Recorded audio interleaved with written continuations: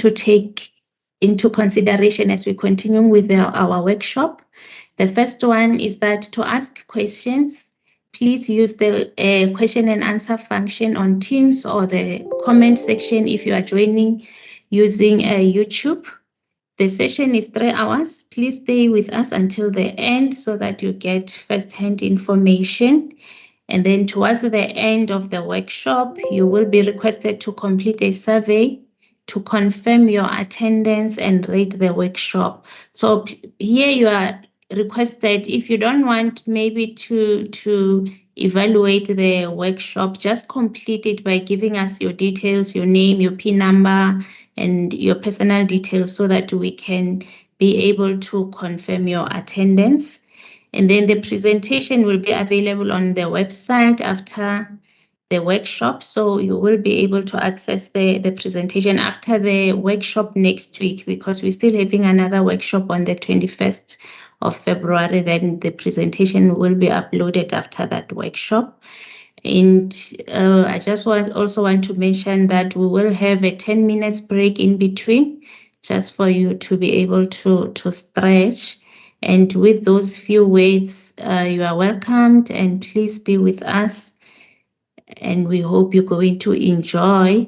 In addition to that, we're having staff from the office that will be facilitating this training. We have having colleagues from communications. They will be assisting us in ensuring that you are able to access the presentation and also attending to questions and answers. And we're having representatives of assessors and moderators who will be taking you through some part of the presentation. And we're also having colleagues from the Office of the Registrar who will also be taking you through the other part of the presentation.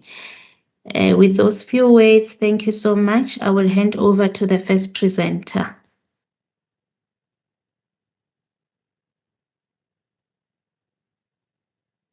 Good morning, colleagues.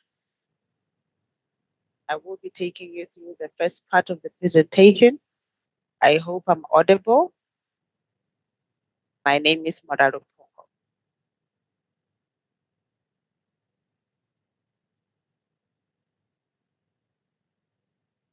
So this part is focusing on the introduction to the pre-registration year.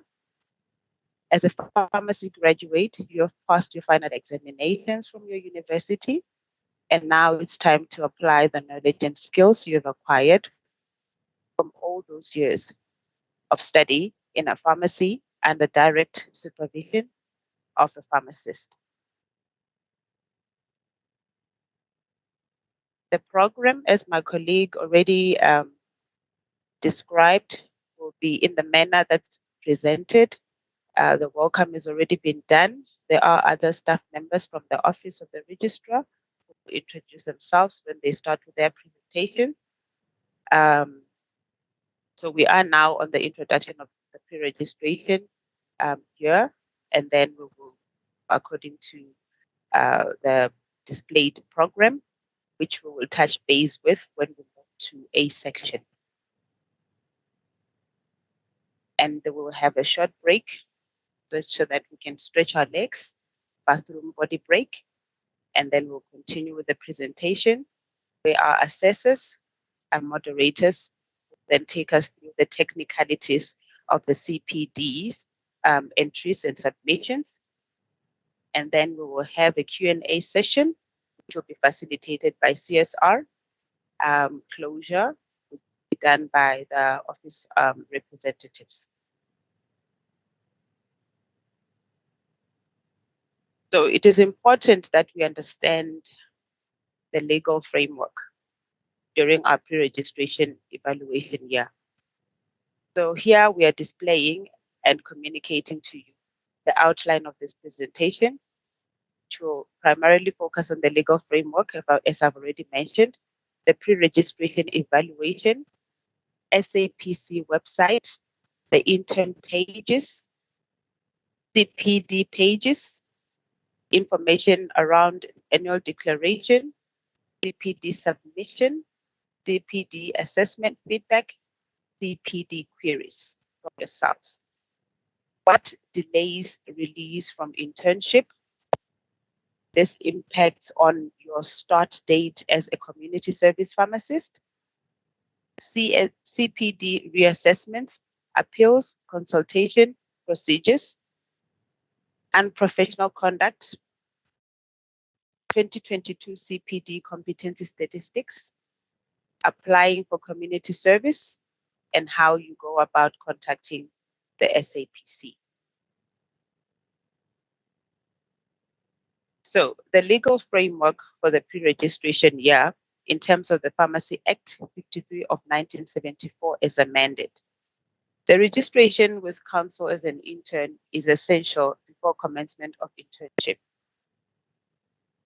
This is, in particular, a lot of academic interns over the past years do not register prior to commencing their academic internship. And I am calling it academic internship, but it doesn't qualify as an academic internship if the application has not been processed and finalized by counsel's office, right? So it is very, very, very important to do that before you commence any sort of what you may deem internship. The contract needs to be approved. It has to be, it's approved with an approved tutor. There's also a payment of prescribed fees, and payment of fees is one of the requirements, but I want to go back to the contract with approved tutor. So as part of the process, when you're signing this contract with an approved tutor goes with approved facility. So make sure that you are also part and parcel of that exercise so that you're not met with shock when the council office then informs you that you are not able to start as per the start date that is on contract with your tutor. Pharmacy graduates is required to go a minimum of 12 months practical training, and that is a minimum of 12 months practical training, because in certain instances, there are circumstances that may require one to do over and above the minimum 12 months that's been stated. So before registration as a pharmacist, please go and familiarize yourself with regulations relating to pharmacy education and training, as well as the regulations relating to the pharmacy registrations of persons and maintenance of those registers. Now, the scope of practice of a pharmacist intern is exactly the same as that of a pharmacist, except that because your practice is under the supervision of an approved tutor. And this is in terms of regulations relating to the practice of pharmacy. Interns in manufacturing and academia must complete 400 hours of supervised practice in an approved community or institutional pharmacy. Now, below we are listing some considerations with regards to this, or rather the applying the 400 hours supervised practice. Tutor remains responsible. Arrangements of this 400 hours must be done prior to the period. Similar to commencing internship, arrangements need to be done and approved prior to. The periods of at least 5 consecutive days are required. So meaning that when you plan to complete this 400 hours, you should plan it such that you are able to do it over 5 consecutive period without a break in between. Otherwise, that does not get considered by the office as 400 hours of supervised practice. You are required to, as you do with your the normal process throughout your internship year, you're required to keep records that because they form part of your submissions. You need to keep records because you may not have time to go back and compile them when you need to submit your entries. The supervising pharmacist at that site will submit progress reports online.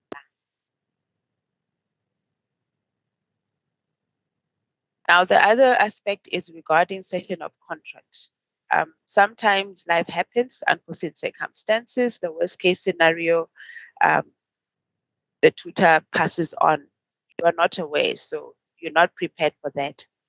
Please do read the manual because it further details what process you need to embark on. So on this slide, we've mentioned one of the reasons that may lead to the cessation of contract. This is when internship contract may be terminated on mutual agreement between intern and tutor, amongst other reasons as I've already mentioned. Now, the following must be done to avoid delays on completion of internship. Submission of the online application, contract with an approved tutor in an approved facility, that goes without saying, payment of the prescribed fee. Unfortunately, there is a payment to this application as well. And for this to not interfere with your internship minimum 12 months training, then need to submit it 7 days prior to the session. And of course, we know this is if it is within your control. In the instance that is just is displayed on bullet number 1, where there is mutual agreement, and any other circumstance would have to be evaluated on merit, i.e., death. It's not foreseen. Another important thing that you need to note is the session will be approved only once the new premises and tutor are approved by council.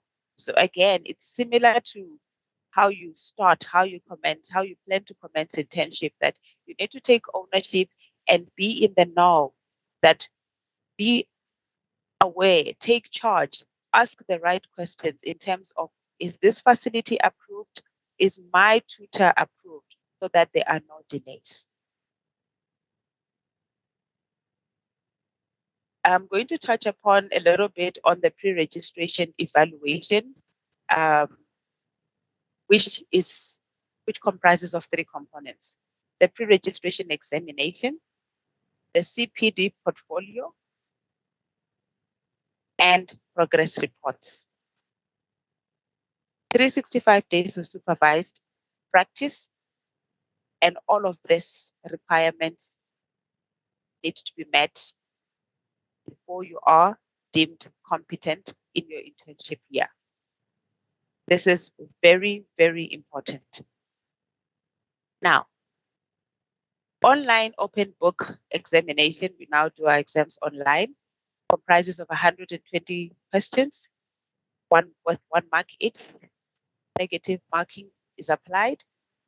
There's a general practice, which is about 70% of the paper, as well as the calculations, which comprises 30% of the paper. The pass mark for the general question is 50 marks, right? 50% rather, and the calculation sections is 60% pass. That's required. If we move to the middle part of this presentation, column rather, it's focusing on the CPD entries. And this presentation today is mainly focusing on the CPD requirements, because there will be another workshop that will delve into the examination requirements and the other details that you need to know in preparation for your examination. So 1 competency standard per domain. Competency standard 5.3 is compulsory. In your manual, it is detailed, but we thought we should give you a rundown into what is required. So the assessment results released as per schedule, published in the Intern and Tutor manual. It is very important. There's a schedule that's already set, and that schedule is approved by the council board. Just to make it easier for you to understand, the council is the board. So they approve these things beforehand, and there's very little that the office staff can do when you have individual questions relating to your release. I just thought I should highlight that. Results for entry submitted after submission deadline will be released on the next release date. Resubmit all entries or not yet successful, which I will be able to show on the pictures in the presentations to follow. Not yet successful just means that you're not yet successful and you need to then redo the entry. Okay. So proof of competence, you need to be competent, you are successful in all entries that you've submitted. And the outcome, be able to see on your secure site. In terms of the institutional or community, submit 7 progress reports. And for those that are registered in the manufacturing sector, you are required to submit 9 progress reports. The declaration of 400 hours, we had previously in the previous slide, we spoke more about the requirements for this 400 hours. And those that are in academia need to submit 3 progress reports, as well as the declaration for 400 hours, achievement of master's qualification, and proof of competence. This is favorable reports from the tutor. So again, as a colleague, I would like to just make you aware that it is important, we want to foster good relationships between yourselves and tutors, respect being part of it, because these are lifelong relationships, but also you see that it already impacts on your pre-registration evaluation if the reports that is submitted by your tutor is not favorable. So be polite and respectful, and your tutor will be more than happy to take you through your internship year successfully. So CPD submission deadlines, as I said, they are there in your manual. I'm not going to go through each and every date, but just for you to note that according to council policy, appeals must be submitted within 1 month after the release of the results for a dispute. And number B, which is highlighted in red, and it's very important, is that entry submitted by 12 p.m. On the last date of submission. Entries submitted after that time on the last date submission will be assessed in the next submission cycle. So it's deemed as late submission. Interns are advised to submit 6 CPD entries within the first 6 months of their registration. So January is passed. For those that registered on the 1st of Jan, means that you need to do some catching up in terms of getting ready to have this ready for submission. Entry submitted by 1st December 2023 will only be assessed in January 2024. I think it just supports what was said in the bullet above in terms of submitting after 12 on the last submission date. Please note that on a submission of the 10th and subsequent CPD, very, very important, a fee of 290 as determined by council will be charged. The fee is published on council website if there are any changes. Right, CPD feedback workshops. Workshop dates, 7th of June 2023. You'll be reminded of this. Another one on the 29th of August 2023. A reminder will also come through, but please take note. The purpose is to respond to intern CPD queries, share CPD assessment experience, guide interns on how to improve the quality of CPD entries.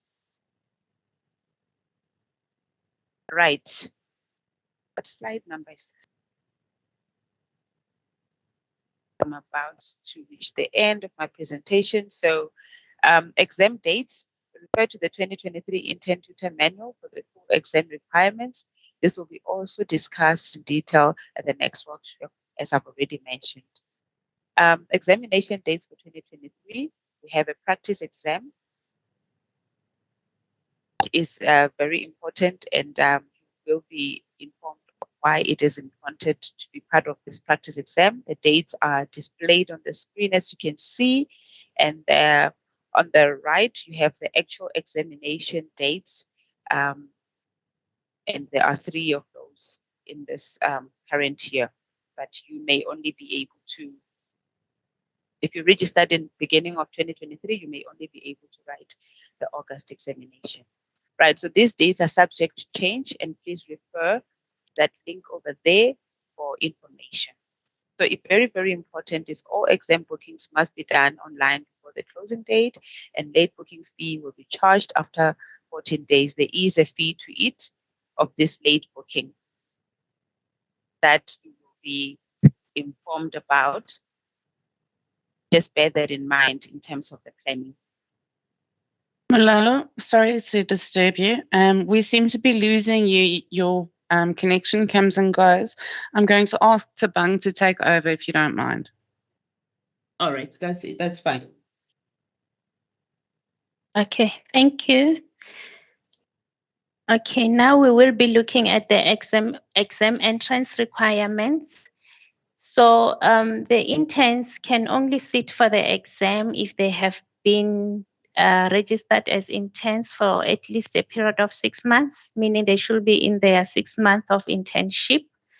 And those who are in their 6 month of internship, they should have at least submitted 6 CPD entries online and be successful in 3 at least for them to receive acceptance to the intern exams. And then they must also have completed the practice examination. So the tutors must have submitted at least 3 progress reports. Those are the progress reports that they should have been submitted. So once the interns on their 6 month have satisfied those 2 requirements, then they will be admitted for the pre-reg exam. And then those in their 9th month of internship, they must have submitted all 6 CPD activities or entries, and they should have been successful in all of them. And then they should have also completed the practice examination. Oh, I'm sorry, this is also a requirement for those in their 6 month. The practice examination should have been completed as well. And then while I'm still on those at their 9th month of internship, it's also important to make sure that the progress reports are also submitted by the tutor. At least 4 of them should have been submitted, and in that case, they will be admitted for the pre-reg exam. And then the interns who will be reattempting the exam, they are required to have been assessed successfully in all the 6 CPD entries, and they should have submitted the required progress report. And then the practice exam is also a requirement here.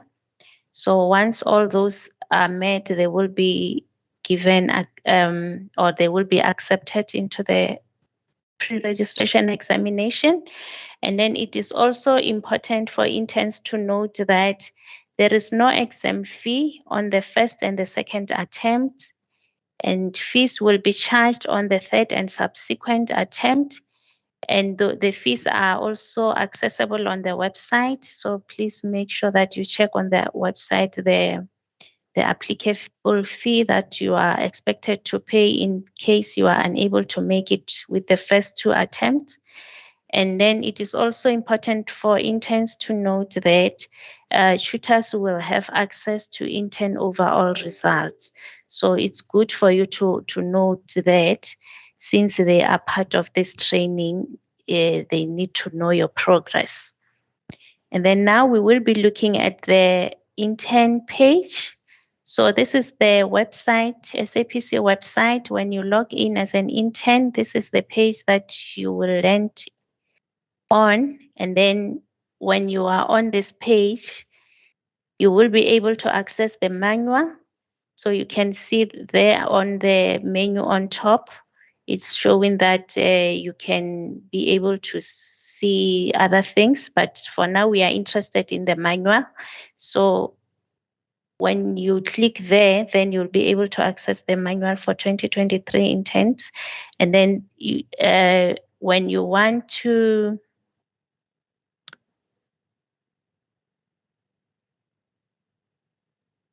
okay, and then you can also log on into the secure site from this page by clicking on the login. So this will be the first page. You will decide what you want from here. And then once you click on the click here, you can, yes, there is also a click here. I'm sorry. You can access the manual, and then you can also access the CPD user manual. So that is a guide that is also helpful for you to be able to understand the CPD submission. And then from there, there are other important documents that you can also access from this page.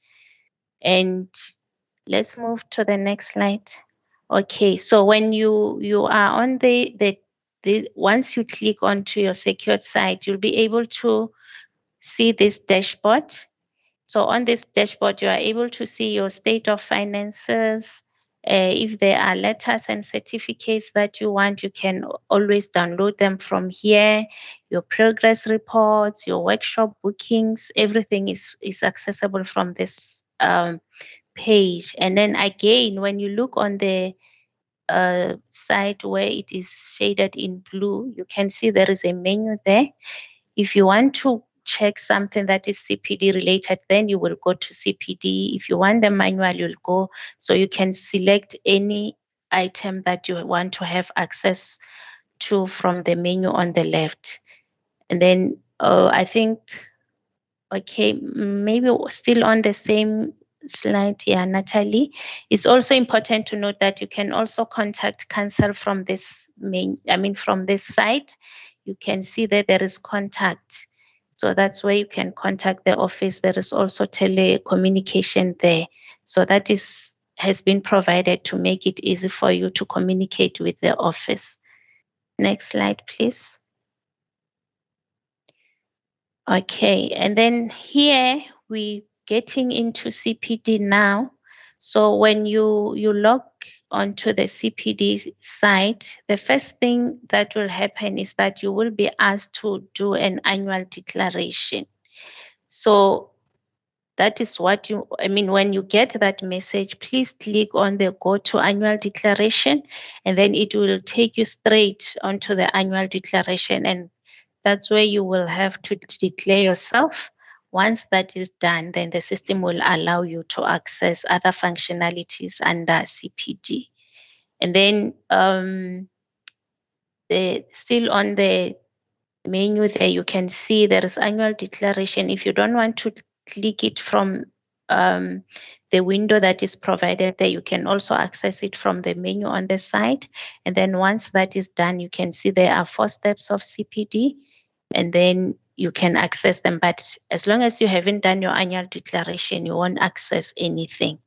Next slide, please. So this is how the annual declaration will look like. It will show you that is for the year 2023, and your role there is an intern, and then the status will be practicing. But because you haven't completed your annual declaration, there under complete, it will say no. So once the annual declaration is completed, that will change the status to yes.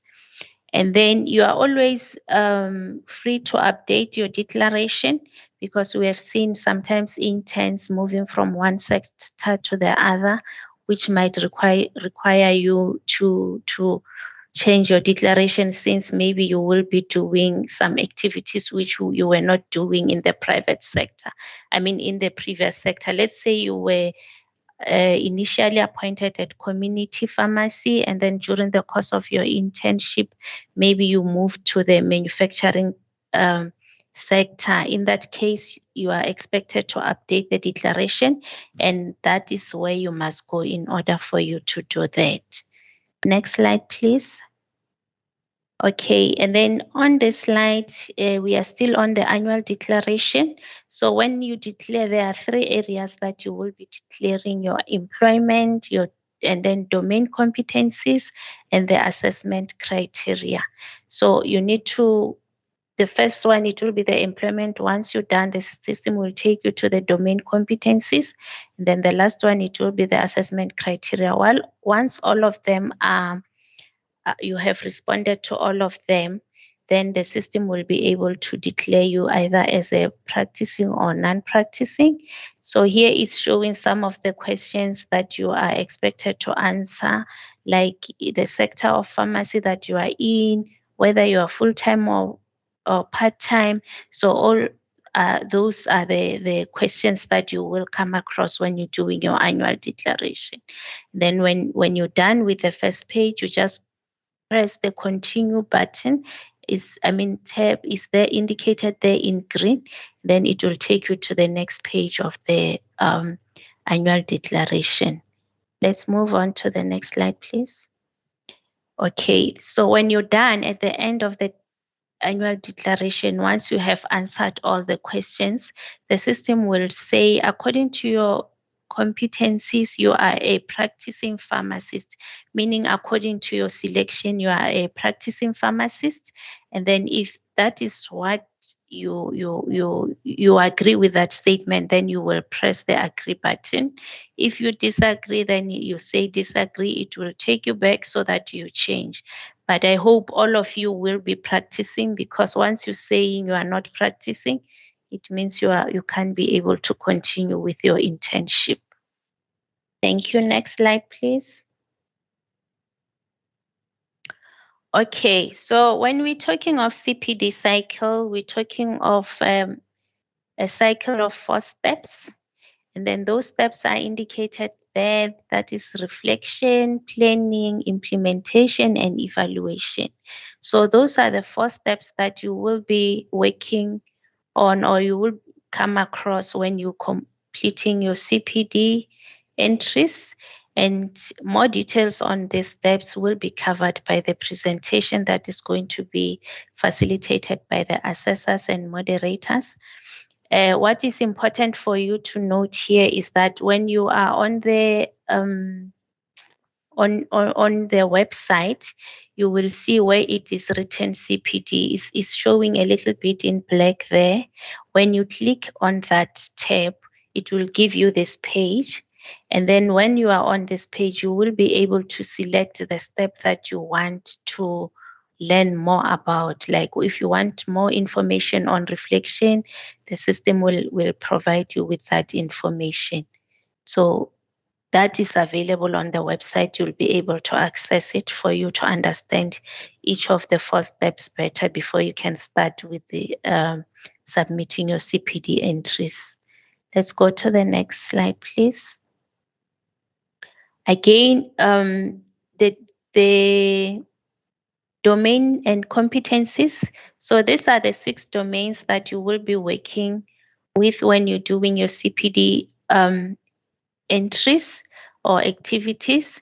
So there are 6, and you are expected to complete 1 competency standard from each of this domain. Still, when you click on public health, which is domain 1, when you click on it, you'll get it, the system will give you more information of what is it all about. And then when you click on domain number 2, that is safe and rational use of medicine and medical device, you will be able to access all the information regarding that domain. So please make sure that you go onto the website before you start with your CPDs. Make sure that you read about those domains and entries so that when you start, you'll be well informed. Thank you. Next slide, please. Okay, I think I've passed. I'm going to hand over to Hao to take us from CPD cycle. Hao. Okay, over to you. Thank you. Thank you, Tabang. Good morning, everyone. Can I please confirm if I'm audible? Yes, you are, Hao. Okay, thank you, Nat. Good morning, everyone. Good morning, our tutors and our most important guests, the interns. Once again, congratulations on having completed your BPharm degree, and we hope as the Office of the Registrar that you are going to have a fruitful and productive internship year. So as my colleague has already said, I'm going to take you through to the CPD cycle. Basically, this has already been explained comprehensively. So CPD cycle involves 4 steps as outlined by the previous speaker, that is reflection, planning, implementation, and evaluation. So it is worth noting that evidence is uploaded on step 3 of the CPD cycle. So I am not going to dwell much on the CPD cycle because it's clearly outlined on page 29 to page 30 of the Intern Tutor manual. Thank you, Nat. You can go to the next slide. Thank you. So this slide talks to the CPD entries that you as an intern will have submitted. So your CPD will first be submitted for verification by yourself as an intern to the tutor. This will mean that your CPD is with your tutor for verification. So as long as the tutor did not submit your entry to the office of the council, that is not yet submitted. So it is important that there is a communication between you as an intern and the tutor to ensure that your tutor has submitted your CPD entries to the office of council. Next slide, Nat. So this slide illustrates the difference between successful and unsuccessful CPD entry. When the CPD entry has gone through verification, assessment, moderation, release, and it's successful, the status will reflect as successful and as submitted for compliance. As you can see clearly on your right side, on top there it says submitted for compliance, and then on bottom there it indicates that it is successful. So it means you are done with the CPD.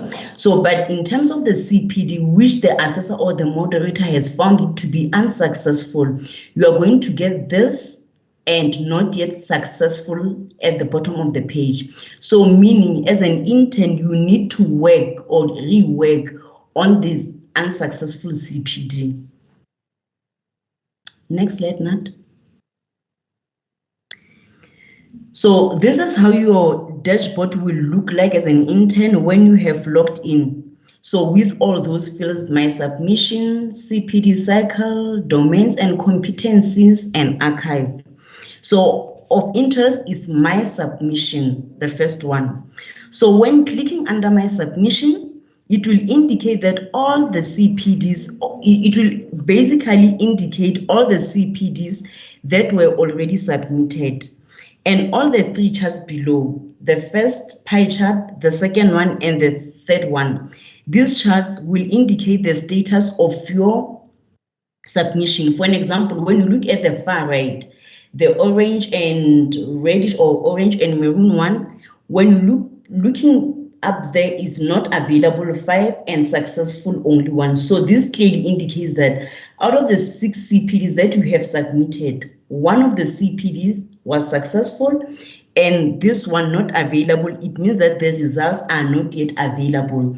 They are either still lying with your moderator or they are either still lying with your assessor. Next slide, Nat. So this slide is very important. It talks to the circumstances that might delay your release from your internship year. So these are the 4 main reasons. Number 1 is when the intern has submitted the CPD after the 1st of December submission deadline. So you need to ensure that you submit your CPD entries before the last deadline of the year. Number 2 is non-competence in 6 of the 6 CPD entries. So it is important that the intern ensures that she or he is competent in all the 6 CPD entries. If you find yourself not competent in one of the CPDs and you are not happy, well, I'm still going to talk to that slide. Please follow up with the Office of the Council. Ensure that we will ensure that we attend to your query. We will ensure that we are going to facilitate the communication between yourself and your assessor so that your intern is no way going to be delayed at the end of the year. Number 3 is failing the pre-registration examination, incomplete progress reports, and not having completed 365 days of practical training. As one of my colleagues has initially stated, even if you have passed your pre-registration evaluation, but you have not submitted your progress report, you have not completed 365 days of practical training as expected, and you are also not competent in your CPD entries, you are not going to be released for community service year. So it is important to note that it is not only the pre-registration examination that allows you to be registered the following year as a ComServe. All of these 4 points contribute to you being released for community service year. Next slide, Nat.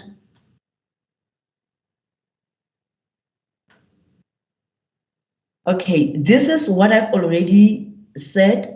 Submit your CPD entries on time to avoid disappointment. So this slide basically shows you the kind of queries that the Office of Counsel usually receives from the interns. For an example, particularly when you look at Intern 3, is there no way, this is the request that we'll be receiving from the interns. Is there no way I can please request an exception be made for me as well, seeing that I'm desperate to start as soon as possible to avoid sitting without a job for a month, to avoid sitting without a job for more than a month. Again, I'm repeating, we are working with deadlines. So for you to avoid disappointment, ensure that you adhere to your deadlines, and my colleague has already spoken to you about the deadlines. Also, for more information, please refer to your intern tutor manual. There's a lot of information regarding your internship year in that particular manual, including the deadlines for CPD requirements, for CPD deadlines, how do you do your CPDs, how to tackle your CPDs. All the information pertaining to your internship year is already available in your internship manual. So please, interns, we appeal to you to make sure that your intern tutor manual is your Bible during your internship year. So it is very important, like I said, to ensure that you all adhere to the requirements of your internship program to avoid disappointments. Thank you, Nat. Next slide. Okay, interns CPD queries. Interns must take responsibility, like I've already said, for all the CPD related matters, including submissions of CPD queries to the Office of Counsel. And also, I would like to really emphasize this point. No parents or family members should contact SAPC regarding CPD related matters on behalf of the intern. Remember, you are registered as an intern. None of your parents, family members, or your friends have registered with us as an intern. So you need to take responsibility for all your CPG related matters, your examinations, or any other queries that you would like to forward to the Office of Counsel. And remember, this is also related to our POPI Act. So there is no way I will be expected to divulge your information to any of your family member. If you've got any other query, please refer your query to the Office of Counsel. Next slide. So this is how to indicate or show what steps you need to follow when you do your reassessments or appeals or the intern assessor consultation procedure. So this is clearly outlined. You need to submit your written request to counsel, you and not any of your family member, within 1 calendar month from the date of notification of results. You are expected to also pay a non-refundable fee as determined by counsel for that particular year. Your results to your reassessment or your appeal will be communicated to you within 14 days of receipt of the results from the moderator. Should the intern not be satisfied with the reassessment or reanalysis, that may initiate an appeal process in terms of counsel's appeal policy. So this is just to say, this is the procedure that you as an intern need to follow.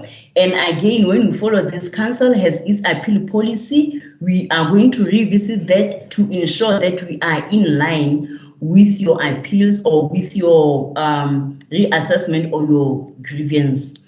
So in terms of the intern and assessor or moderator consultation procedure, communication between the intern and assessor or between the intern and the moderator is facilitated by the office of the registrar or counsel. So the intern may only use the email address provided. I'm going to provide you with that email and will not be allowed to call or to send an assessor or moderator a WhatsApp or message.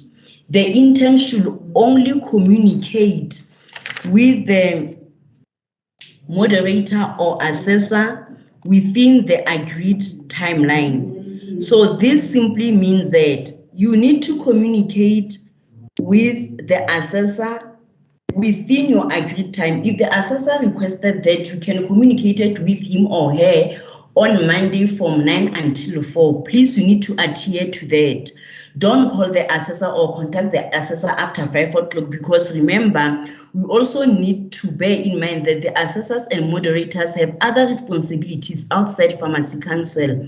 So it is also worth noting that the query is resolved within 72 working hours, which is equivalent to 9 working days and not 3 days. It's 72 hours, 72 working hours.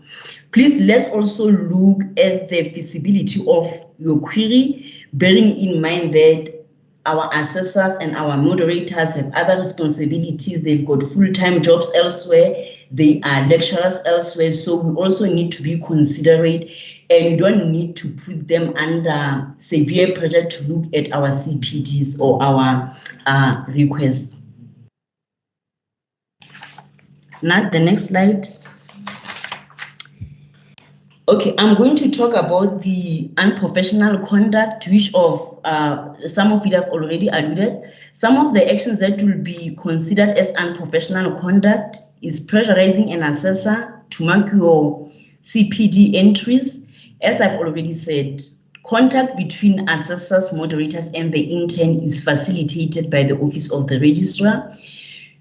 Interns are not allowed to threaten the assessor or moderator to mark their CPD entries. This act will be found as unprofessional or unethical and is really not acceptable. And also copying your present entries or maybe referring your entries with the entries of the interns who have already qualified some years back. Such behavior is deemed unprofessional, is deemed unethical. So you are not allowed to refer or even to copy to the previous intern CPD entries. Unprofessional behavior will thus result in disciplinary action being taken against the intern. Next slide, Nat. So as of the 16th February this year, which is yesterday, this is the intern CPD competency statistics. Number of interns registered 2022 and even before is 1,349. I'm not going to dwell on much on this slide. So it shows the number of interns competent in CPDs, percentage successful, number of interns that were not successful or that are not yet found competent in the CPD. So that is equivalent to 22%. Next slide.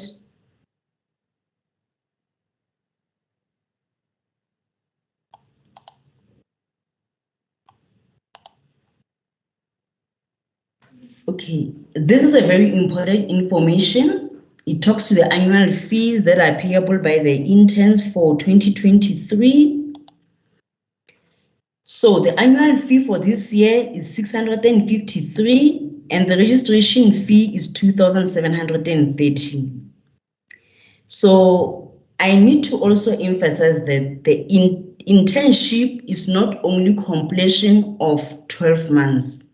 As I've already said, it includes passing the examination, CPD submission of all the progress reports by your tutor, and if the interns are not successful in assessments after completing 365 days, you will remain under a registered tutor to complete and satisfy all your internship requirements.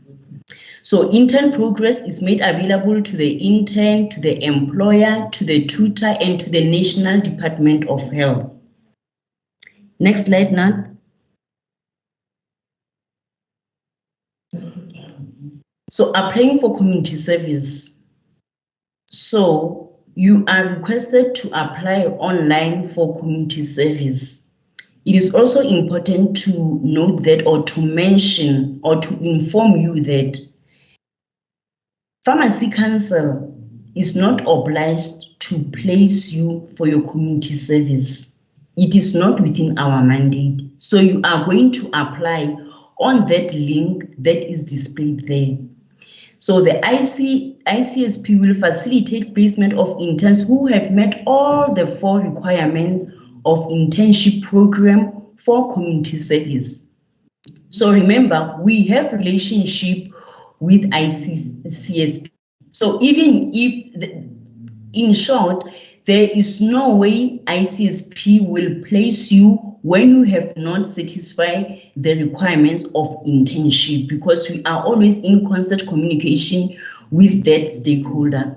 So it is important that before you even think about applying for your community service, ensure that you have met all the 4 requirements, and further information to follow in the CSP workshop.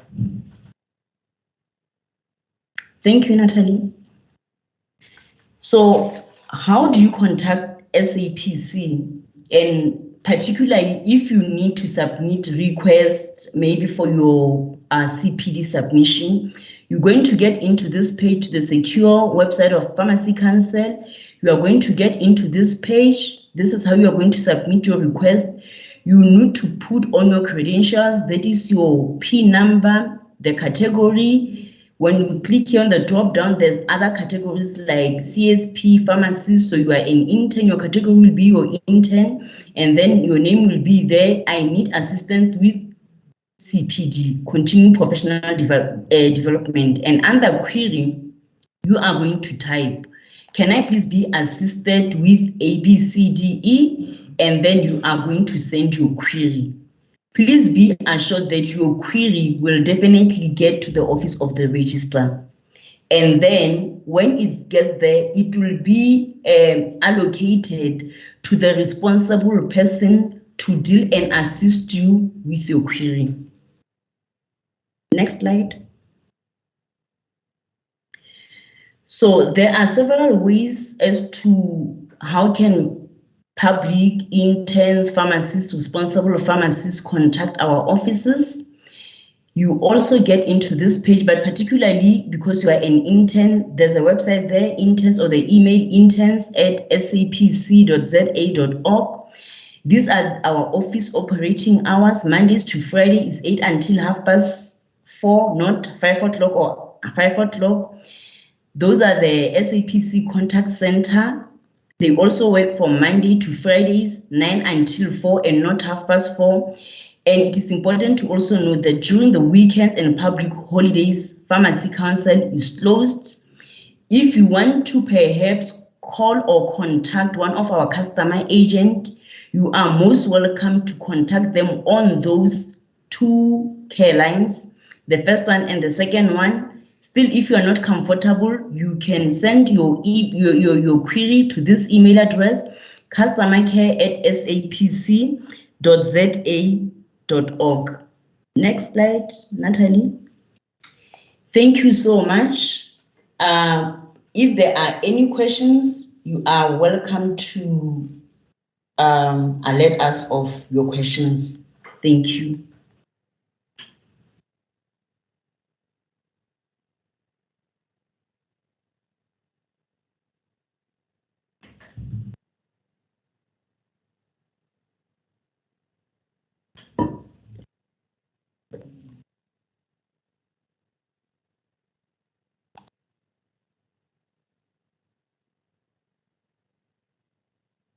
Okay, good morning, interns. Good morning, tutors. Can someone just verify that I'm audible and that my screen is being shared? 100%, Prof. We can hear and we can see. Thank you, Natalie. Okay, so good morning, everybody. My name's Nadine Butler. I'm one of the moderators, and I'll be taking you through about half of this presentation, and then a fellow moderator, Veni Padiachi, will take over. So just a few comments on what to expect in this presentation that's going to follow for the rest of our time together today. You've heard all the rules, all the regulations, all the fees payable from the previous presentation. What follows now is a little bit different. These presentations represent the sort of the collective wisdom, the collective experience of the moderators and assessors of your CPD entries. And what have we tried to do? We've tried to pool what we have experienced, and especially why are interns not successful in their CPDs. So our objective with this presentation is to put together information that you can use so that you can meet that ultimate objective. And what should your objective be for this year? It's 12 months internship, get through everything, submit 6 CPDs, and the absolute, the best possible outcome is submit 6 CPDs deemed to be successful at the first go. All right, because having to resubmit and repeat and repeat again and resubmit again, it takes time, it adds stress. So here's a promise I want to make to you right at the beginning before I even get on to slide number 2. If you take notice of everything that is in this presentation, it is absolutely guaranteed that you can submit 6 CPDs and have 6 CPDs deemed to be successful the first time around. Now, that's not a bad promise, and I believe you me that that's true. And that is the idea behind what we have in this presentation. So just an outline, I'll be talking about the competency standards, a little bit about the CPD cycle. You've already heard about that, going into looking at evidence, because that's really quite a difficult part of the cycle. And then the assessment. And then, as I said, my colleague will take over, and you'll actually get a chance today to work through an actual example. You have been provided with an example of a practice CPD entry. And of course, I'll be talking as if I'm talking to the interns, but tutors, we're not forgetting about you, because everything that we say today is equally important for you to really understand what is expected of the interns and the role that you can play in making this internship year as smooth as possible for your intern. Right, the resources, you've seen on previous slides where to find the intern manual. That is really, really important. Please actually download that manual. You need to refer to it all the time. You can't just have it sitting there on the council website. You need to have it immediately accessible.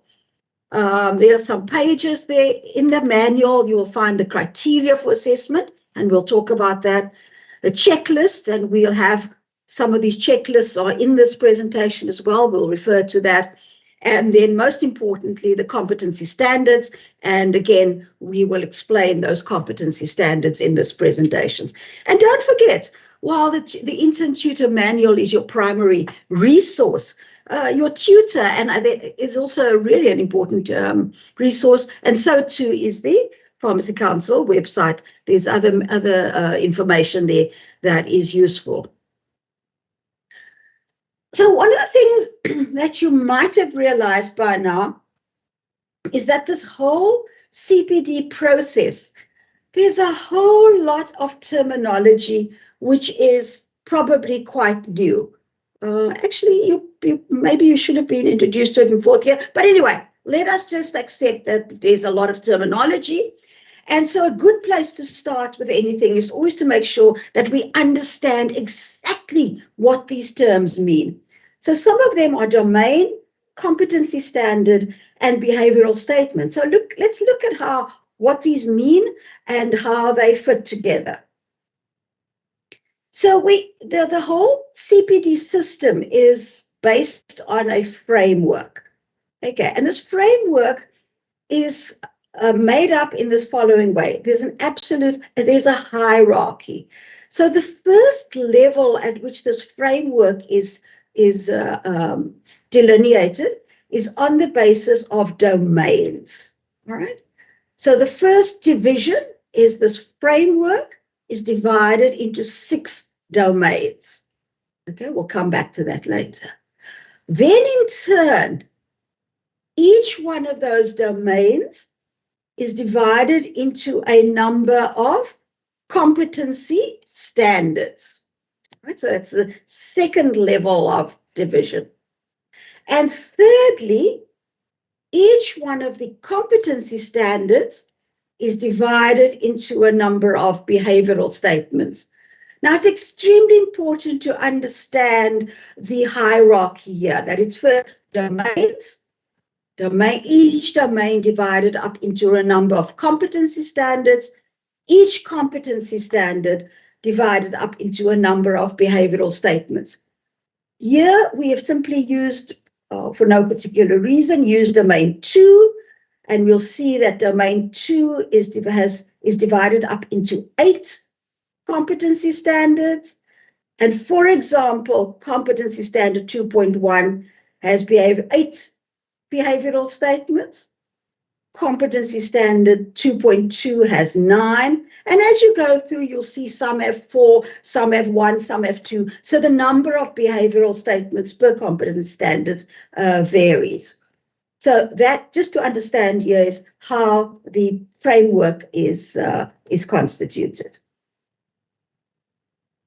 So let's start with the domains. Those are the headings of the domains. And what is a domain? It's simply a cluster of competencies. So it's a group of competencies that are somehow related to the topic of the domain. So it's a cluster of competencies, and that's all that a domain is. So in other words, under domain 1, you'll find a number of competency standards, and they'll all be different, but they'll all be somehow related to this area of expertise called public health. And so too for each of the other 5 domains. And you know that you are required to submit a CPD entry for one competency standard selected from each of the 6 domains. So you can't say, oh, you know, public health really takes my fancy. I'm really not interested in the other stuff. I'm going to do my 6 CPDs on public health. Sorry, you can't do that. One only from each of the domains. So now that you understand what the domains are, let's go down one level to the competency standards. And I want to encourage you to take the time, perhaps not now, but when you're going through this again, to sit with your intern tutor manual and take note how each of the competency standards is structured. They all are structured in exactly the same way. And what you will find there, you will see that each competence standard is, of course, part of a specific domain. There's a question there which helps you to answer. There's information there which helps you to answer this particular question. How does this domain apply to you? And you might think, well, that's a silly sort of thing. It applies to all of us interns. But you need to remember that the competency framework has not been designed for interns alone. It has been designed for all pharmacists. Okay, because all of us, it's not only interns that have to do CPD, all us pharmacists have to do that. So this question about does the domain apply to you? And you will find that there are some domains and particularly some competency standards which do not apply to interns. So look at that very carefully. There's an introduction, there's the competencies, etc., etc. Now, the entry level, the framework also operates at different levels. Interns are considered to be at the entry level of the profession, And for people that have been practicing for 3 to 5 years, I think would be considered intermediate and advanced practice. You don't have to worry about that. You just know that as interns, you would be looking at the entry-level competency standards. And then each competency standard ends with an assessment tick box. So familiarize yourself with that structure, and you will see that every competency standard from every domain is arranged in exactly the same way. Okay, and that's what I've been talking about. Which domain? There's the behavioral statements. You'll see this particular example, which is competency standards 2.6, has 4 behavioral statements, and the behavioral statements are always in the small letters. And then there's the tick box. Okay, and then it reminds you, if it forms part of your current practice of pharmacy, you should be able to provide evidence to us to prove that you're able to do it. Okay, again, that's an actual page taken from the manual, and there's everything we've been talking about. The question, the introduction, the competencies, and then each one of the competency standards in turn. So now that you know that you've got a really good idea about this competency framework and the hierarchical structure of the competency framework, let's move on and look at the actual concept of continuing professional development. Right, you've been introduced, you know about the continuing professional development cycle. It's cyclical, and what does a cycle mean? You start somewhere, you go to the next part of the cycle, and you continue. And when you get to the end, that's what a cycle is. It means you start all over again, and you continue cycling through the component parts of the CPD. So here we see the definition of CPD. So it's simply a process by which registered persons maintain and enhance their competence throughout their professional careers. So you remember that what you are doing now as an intern is simply to form the basis of what you're going to be doing every year for as long as you are registered as a pharmacist on the SAPC website. So it's an ongoing process, and you learned long ago about the concept of being a lifelong learner, and being a lifelong learner through continuously providing evidence of your competence and your development as a professional person. So there's a range of activities, and it allows registered persons to develop and to demonstrate their competence. So that's the cycle. Those are the 4 parts. So let's just take each one of those in turn in a little bit more detail. Firstly, reflection. So reflection is where you stop and you think about, okay, where am I going to go to? So remember that the whole process of you doing these CPD entries, it's very personal. So you don't want to talk about pharmacists should be able to blah, blah, blah, blah, blah. No, that's not what you should be thinking or reflecting. You should be saying, what is it that I need to learn? Okay. Sometimes it's very uncomfortable for us to talk in this first person, but you need to get into that mindset to do your CPDs. What do I need to do? How am I going to do? What am I going to do? What did I do? What did I learn? It's very, very personal. It's all about you. And you are a unique intern. You're not like anybody else. So focus entirely on your needs. And in the reflection phase of the CPD, that is what you want to do. So the first thing you need to do is to decide on a learning title. And now the title must be descriptive. It must refer to the competence, to the competence that is embedded in that competency standard. And please don't merely copy the words of the title of the competency standard. It must make it your own, make it descriptive, and it must be relevant to what you want to learn. And if you just do a verbatim copy, if you just copy over the wording of the title of the CS, you won't get any marks for that. Okay, so that's the first thing in your reflection. Then it goes further. There's a narrative. There's a part that you need to write in the reflection. And what do we need to see in there? You need to ask yourself a number of questions. And what you write in there under reflection is actually the answers to these questions. So we've already talked about what is your learning need. Okay. How do you know what you need to learn? And how do you know is usually related to what we call a trigger incident. And we look for this as assessors and moderators. Something usually happens. Your tutor says to you, here's a prescription. I've just got this prescription for a cream that needs to be compounded, and I'd like you to do it. Oh, and then, my word, your world falls apart because you realize, oh, I haven't compounded a cream since pharmaceutics practicals in second year, and I've forgotten how to do it. That would be a perfect example of a trigger incident. So that is how you will know that there's something you need to learn, because something happened and you realize that, I don't know this. This is something I need to learn.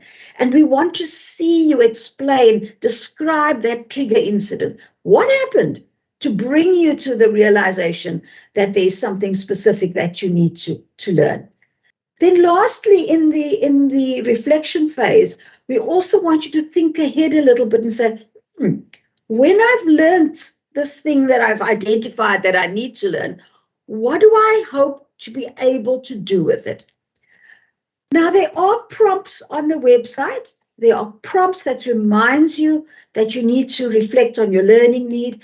You need to reflect on your trigger incident, or how do you know what you need to learn, and that you need to reflect on what you want to be able to do with it. So those prompts are actually there. Make sure that under reflection that you have actually included everything there. Make it personal. We've talked about that. And remember, this is about you learning. We don't want to see you reflect on, well, patients need to learn how to take their medicines.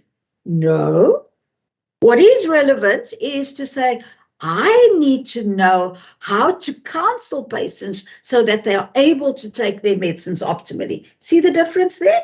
It's not about patients' learning needs. It's about your personal learning needs. And then always cross-check that your learning need is related to the selected outcome. Okay. Now, once you've done this reflection, when you've identified what you need to learn, and you've identified why you know you need to learn that, and what you will be hope to achieve, what you hope to be able to do with that learning, that puts you in a position to choose the appropriate domain and competency standards, and then look at the behavioral statements. Okay, so you first, oh, there's something I need to do. All right, so if it's, I realize I need to learn how to compound, then you will go into and look at the domains and see which one is the most likely one. And if you look at a domain, you'll see domain 3, and you'll go through, oh, there's the competency standard that best fits this identified learning need of mine.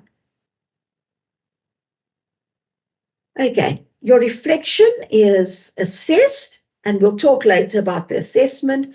So we assess your learning title, and we assess your learning need, and we'll talk about these ranges. And these are the criteria that are used to assess the reflection phase. And a similar situation arises. Each one of the phases in the CPD cycle is assessed according to a predetermined set of criteria. Okay, there's just showing you, to get the full marks, you need to talk about the trigger incident.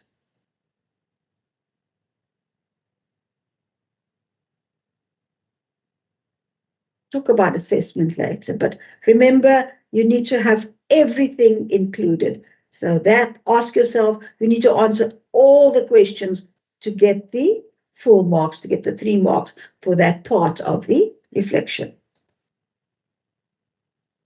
In your manual, there's very useful resource called the checklists.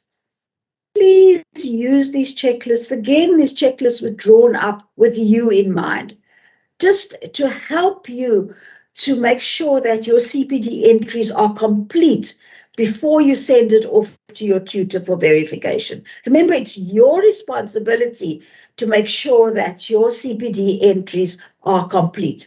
You shouldn't, maybe hopefully your tutor will pick up and say, oh, there's something here that you haven't completed. But remember, this is your internship, your CPDs, your responsibilities. So use these resources that have been made available for you. Go through this checklist and see that that you can say yes to everything before you say, oh, this CPD entry is complete and I'm ready to go on. Right, the second step of the CPD cycle is planning. And that is, you can't just say, identify what you need to learn and say, okay, now I'm going to learn it. You actually have to plan. How am I going to learn this? And again, there's a set of issues that need to be included in your planning step. So you must tell us what you plan to do. Not only what you plan to do, but also how you are going to do it. And how you are going to do it will involve the use of specific resources. So tell us in your planning step which resources you're going to use. And very importantly, it's not enough just to say, oh, I'm going to look at the Pharmacy Act and I'm going to look at GPP and I'll look at blah, blah, blah, blah, blah. That's not enough. When you mention resources in the planning phase, you have to give detail. And this is one of the areas where many interns don't get the full marks because they omit the details and that their planning is far too vague. And you will see a comment feedback from your assessor saying, provide details for your resources. So you must tell us what resources you're going to be using. Give us chapter, give us section, give us where. Don't say I'm going to look at the WHO website. No, tell us on the WHO website, I'm specifically going to look at something on, I don't know, on antibiotic stewardship or whatever it is. Give the actual website. And then lastly, in terms of this planning and what you are intending to do, don't only say what you're going to do and how you're going to do it, but we're also going to look for your reasoning. Why have you chosen to say that GPP Chapter 2, Section 3.1 and 3.2 is going to be your resources? Tell us why, so that we know it's not just a random section you've put there so that it looks good on your entry and you can say, oh, there's some details of a resource. No, so remember, it's what you're planning to do. In other words, what resources are you going to use? Give details of those resources, and very, very importantly, explain why you've done it that way. I want to try to get through very quickly the next two parts of the we're supposed to break in 5 minutes time. So let me go through the next two phases of the CPD cycle, and then that will be a good time to have a break. On the planning, you will also have to select a primary trigger and an activity. These are simply drop-down menus and choose the most appropriate one. Here's again an entry from the assessment grid, and it just shows you again what is expected. Look at number 3 here. What is expected in the description of your planning to give you the full marks? Guys, please pay attention to this, because this is what gets you to submit your CPD entries and to get them to be assessed as successful first time around.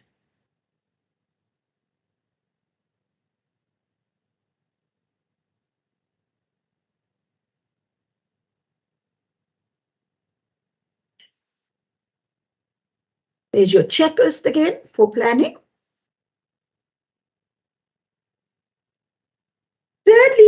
implementation. You know, implementation is doing. So planning, you have written it in the future tense.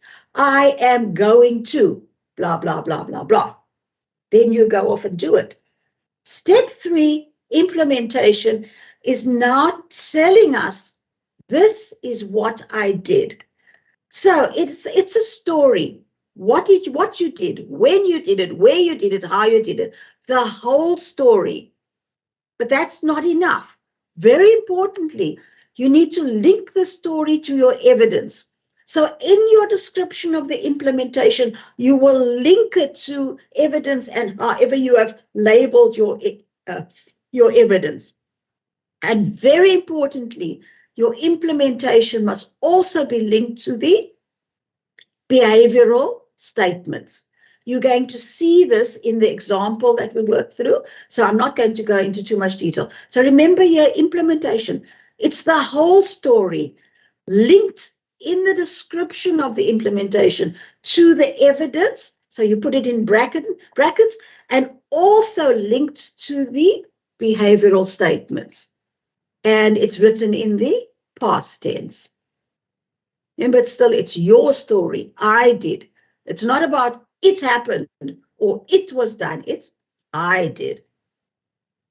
Okay. Now, you heard earlier that evidence is uploaded on the implementation phase because evidence is simply the proof that says the story that I told you, it's true.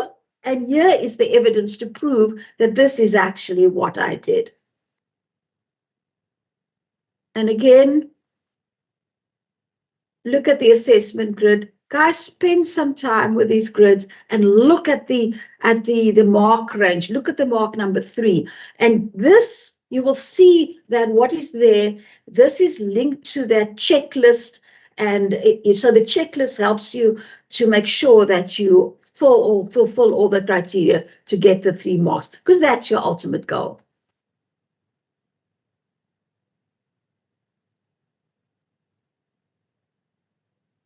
Is your checklist again. Must be supported by evidence. Is your evidence. I'm not going to stop here because we have a whole section on evidence, which we'll do after the break. And lastly, the final step in the CPD cycle is evaluation. Now you look back. In implementation, you've told the story. Now you look back and say, what did I actually learn from this whole experience? That's the first piece of information that you write about under evaluation. But that's not enough. We don't simply learn for the sake of learning. We learn so that we can implement that learning, so we can use that learning to impact on the way we practice. So that's the second thing you need to write about in the evaluation. How have you actually used what you have learned? And here, this is another area where many interns are not successful. You must provide another example, something else, some other event, some other activity where you've actually been able to implement your new competence. Okay? So you need to tell us what you've subsequently done and how that new knowledge that you now have, how has it impacted on the way that you practice?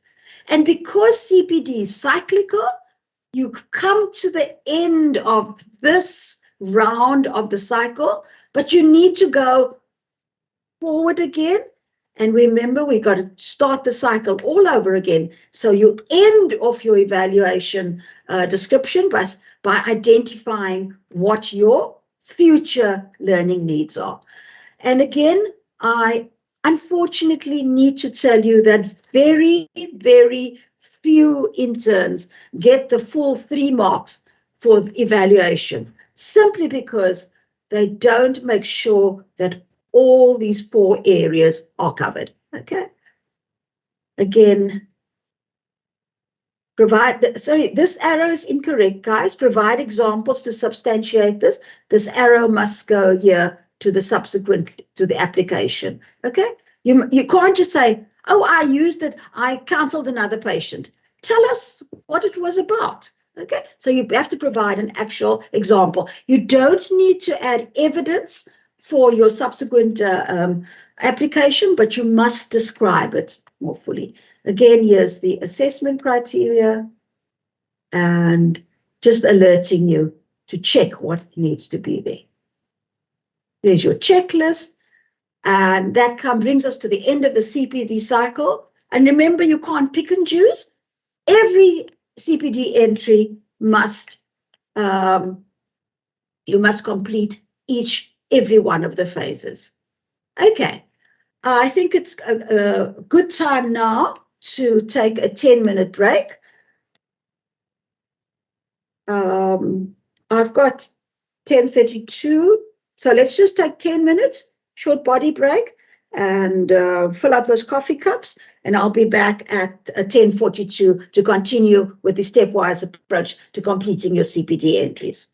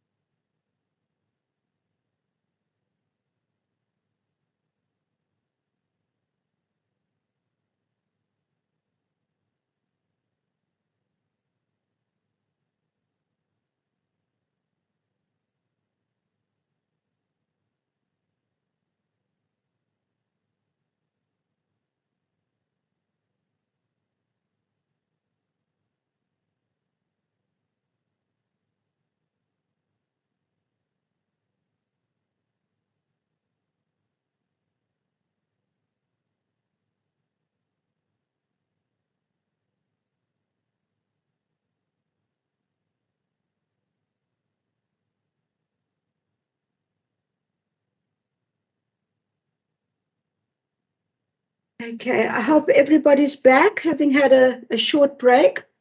We've got a ways to go still, so let's get going again.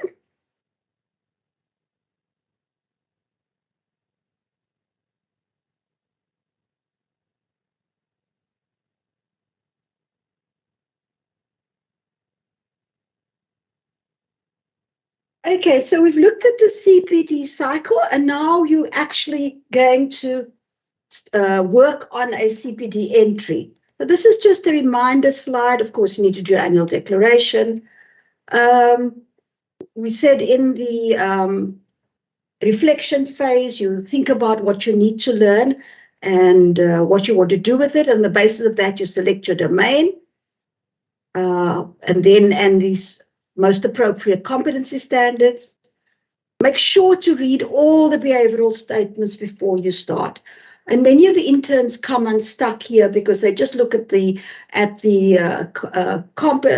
competency standard and think, oh, I'll be able to do this.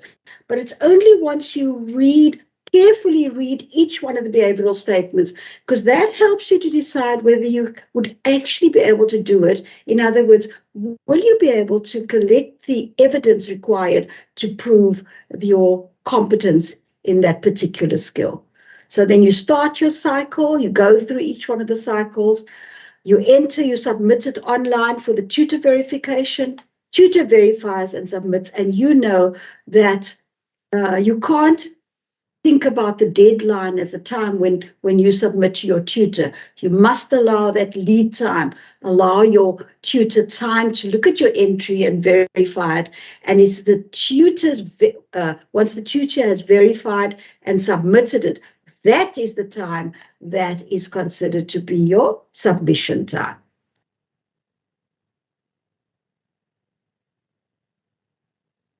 Okay, again, check, and check the appropriateness, read them all, etc. The requirements, this was mentioned, this was covered in the office presentation. Also the fact that you need to choose one competency standard from each of the domains. Now, what is new here? Let's talk about those behavioral statements. You've seen that the number of behavioral statements can vary. And we recognize that when there are 8, 9, 10 behavioral statements, it's very different from a situation where there are 2 or 3.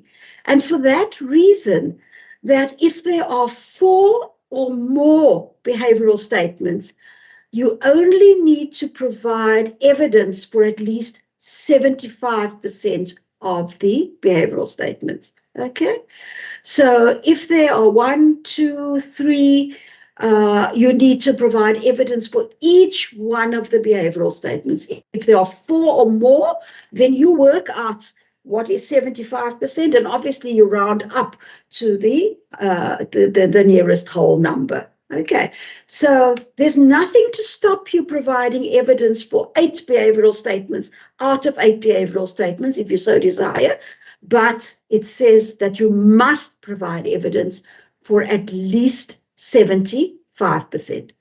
Again, this is all individual. Remember that we do not accept group activities. So be very careful around week pharmacy month activities. And what you submit must be actually all your own private personal efforts that you reflect on.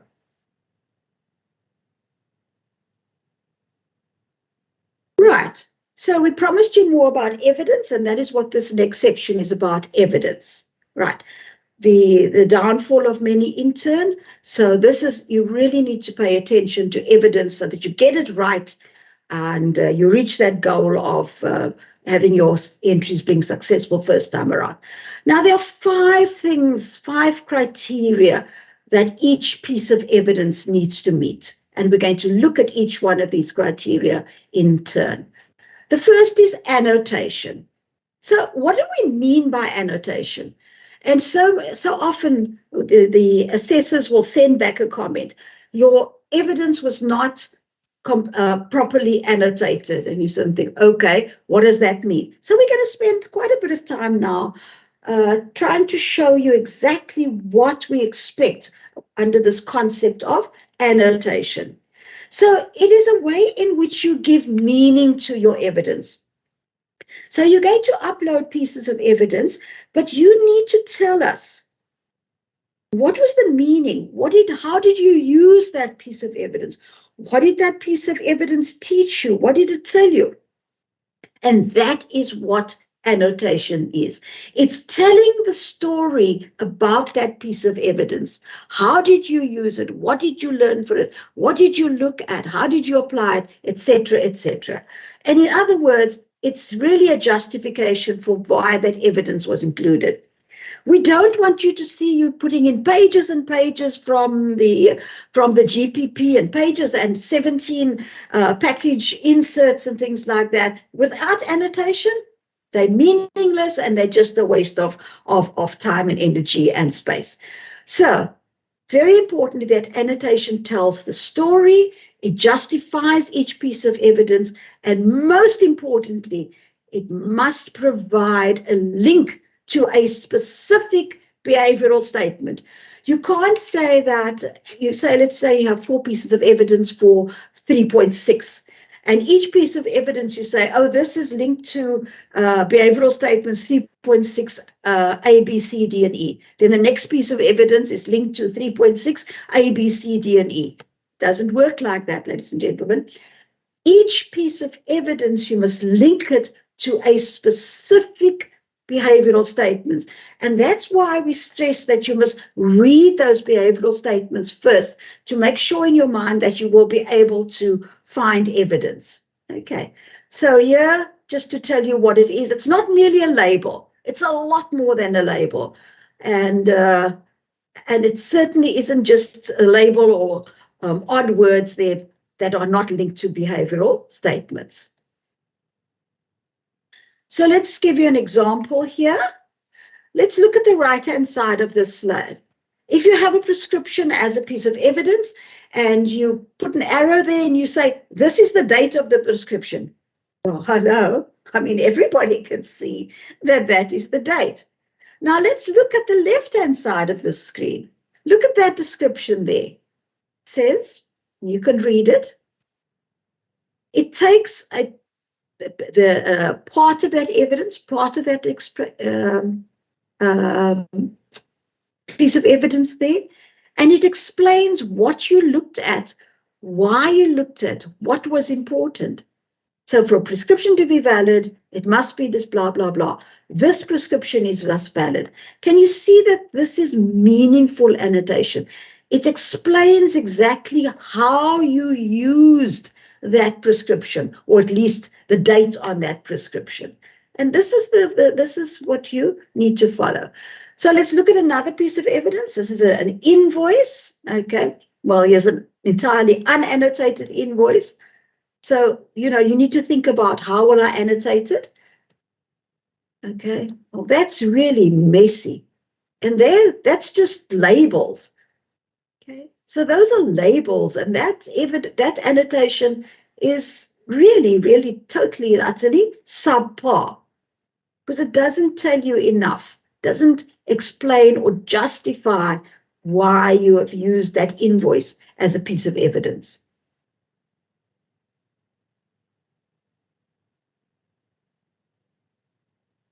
So there we have some annotation, and we can actually even use this as a basis, and you can think about this. And I would encourage you to go to this piece of evidence and show, okay, how can I make it even better? And I'll tell you for free right away what isn't included here, and that is missing, is the link of this piece of evidence to the behavioral statements. So it is better annotation, but it is not perfect yet. Okay, there we go. And you see, we're looking a little bit better here and there. This is linked to 3.2E. Okay, so this is what we are looking for. The whole story, explaining it with a very, very clear link to a behavioral statement? Okay, you can answer that question.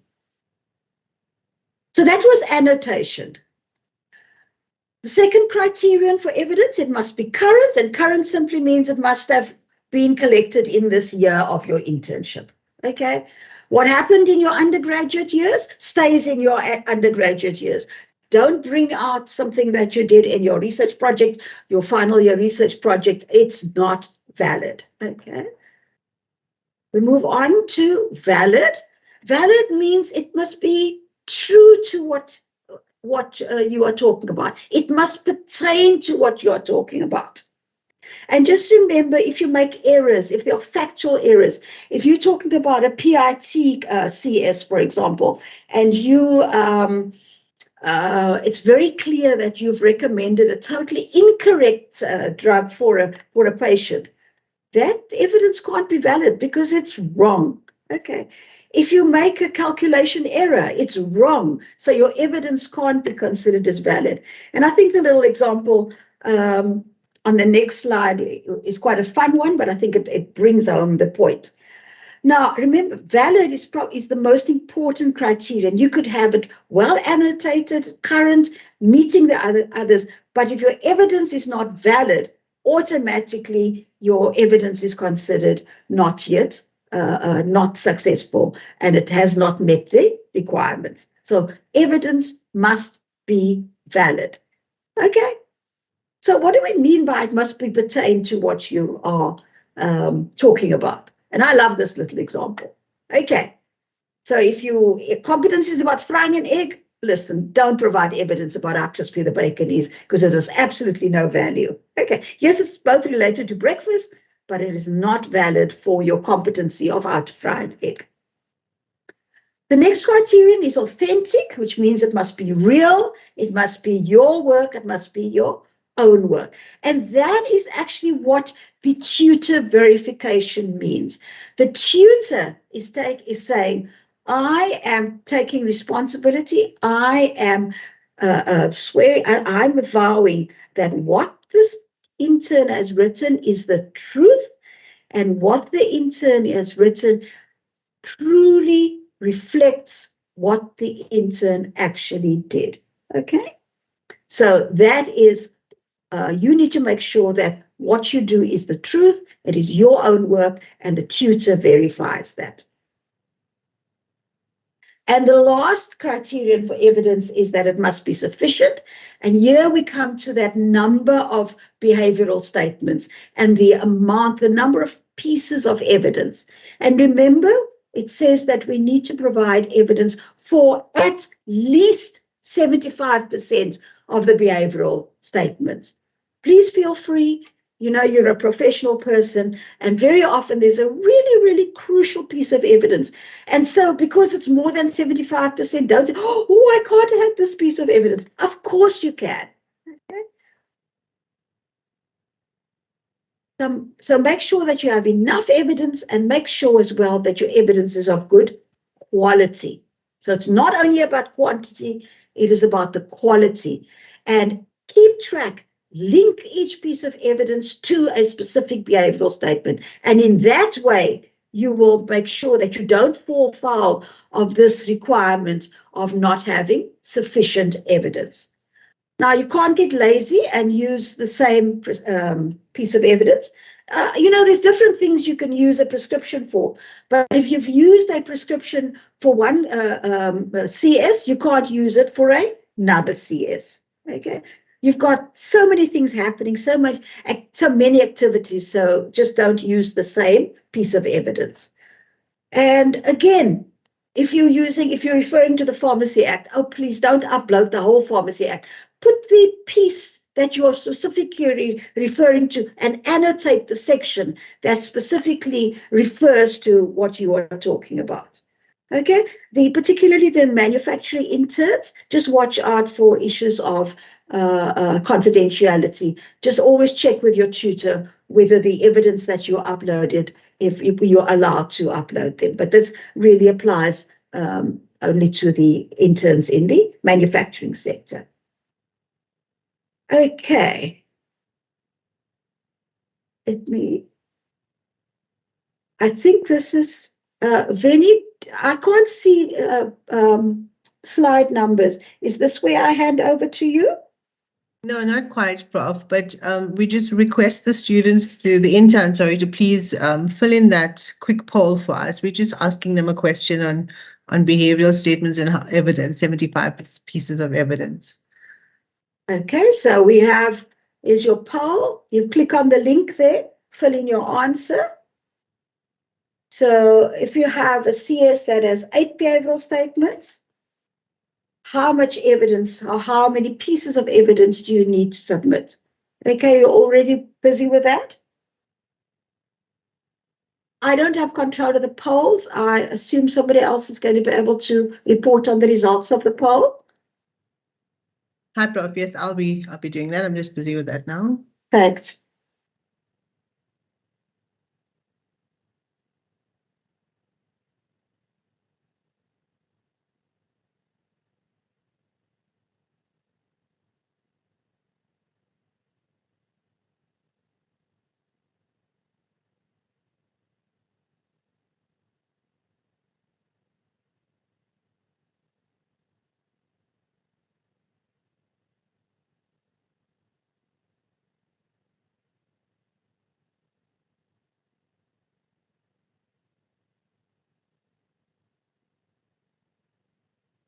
How's it going with the poll?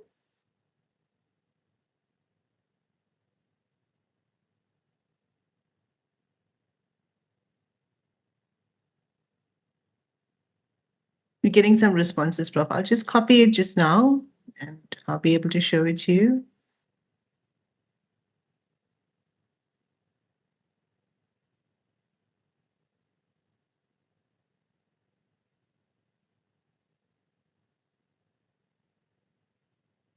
It's a bit difficult because I don't have slide numbers here, so it's a bit difficult to keep track. I'll tell you which slide you're on now, one sec. I must pick up the pace now.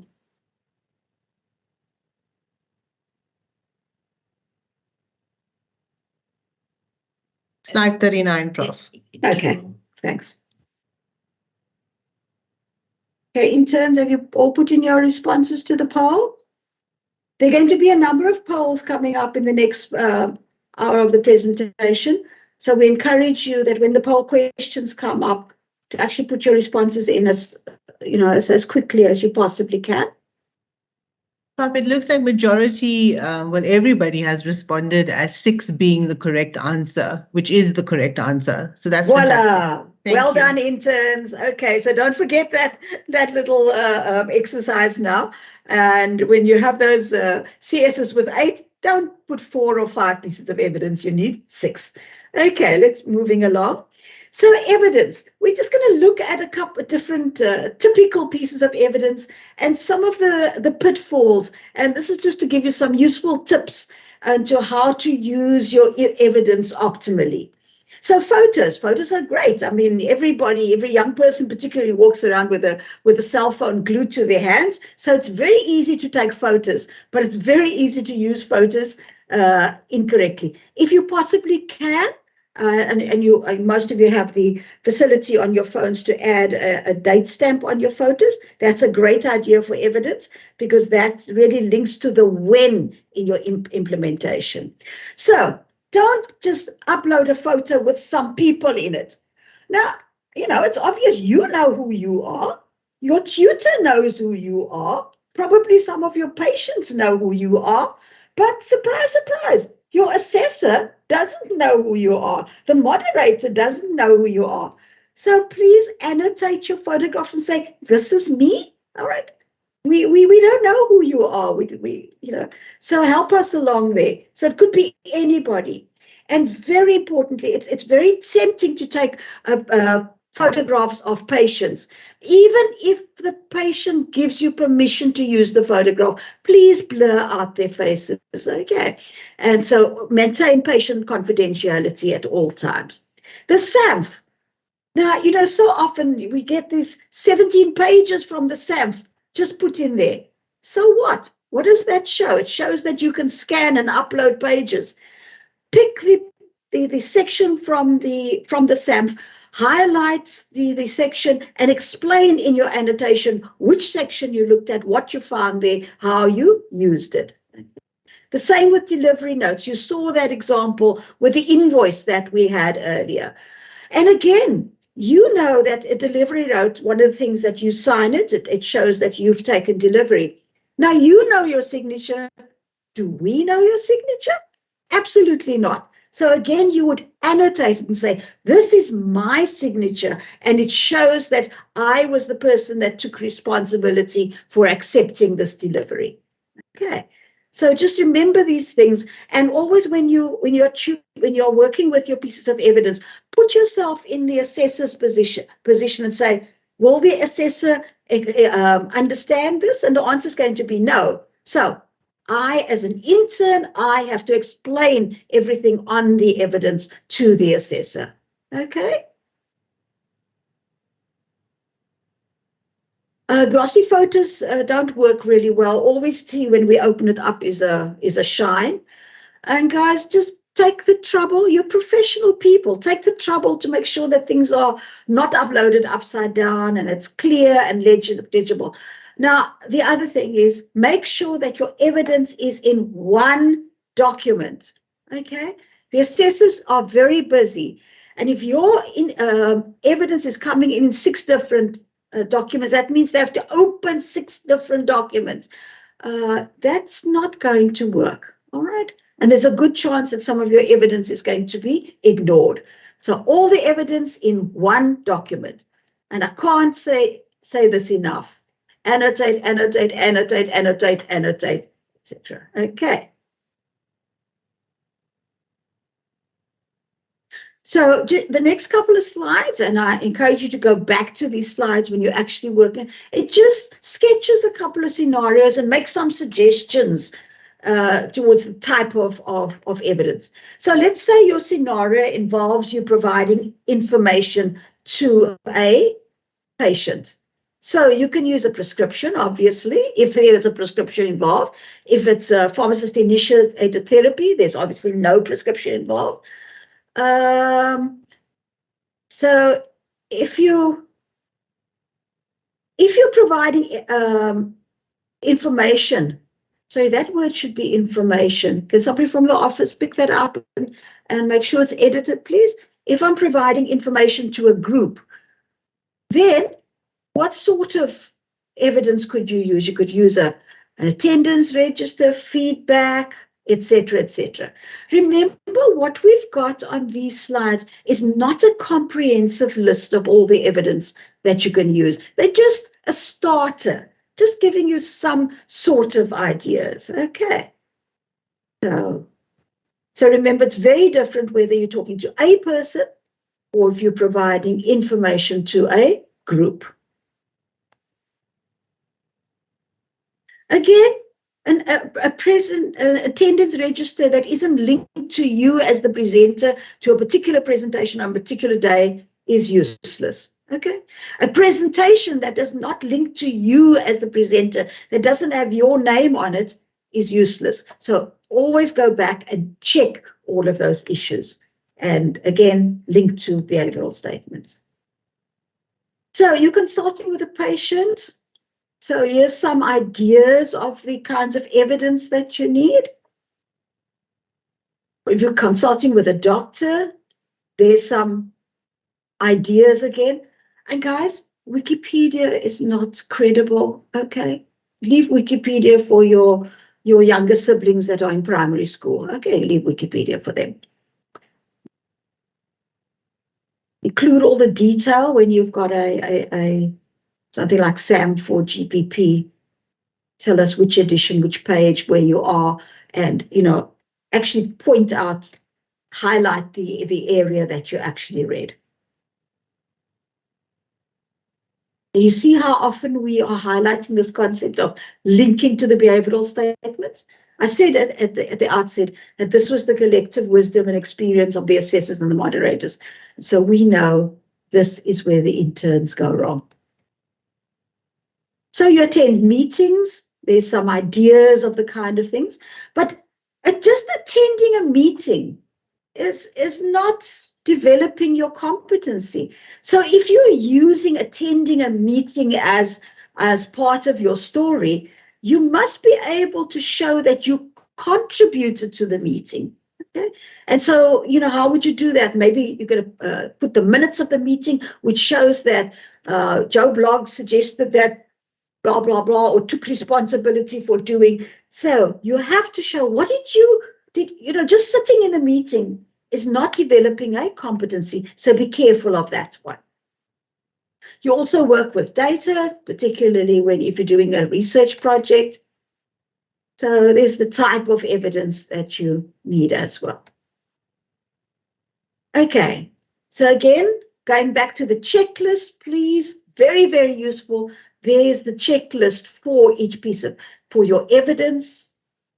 Go through it and make sure that before you press that submit button and send your CPT entry to your tutor, that you've checked your evidence. So in summary, evidence is merely proof, okay? And so think like the assessor. Will the assessor be able to say, after they've looked at your annotated evidence, I'm happy. This intern has clearly shown that they embarked on some activities, and on the basis of that, and the basis of what I see in this evidence, it is clear to me that they have actually acquired the skill that is embodied in this competency standard. Okay? So you must convince the assessor. And remember, don't ever lose sight of the fact that you're a professional person and that what you present needs to reflect that professionalism. And I think this takes me to the end of my section. Okay, thank you, interns, and good luck for the rest of the year. And I'll hand over to my colleague, to Venny. Thank you, Prof. Good afternoon, or is it still morning? Yes, good Still morning to morning. everybody. Still morning. Good morning. Thank you so much, Prof. That was fantastic. So my session's going to be focusing more on the practical aspects. So giving you more examples and asking a little bit more interaction from the interns. Let me just share my screen. Just give me a sec.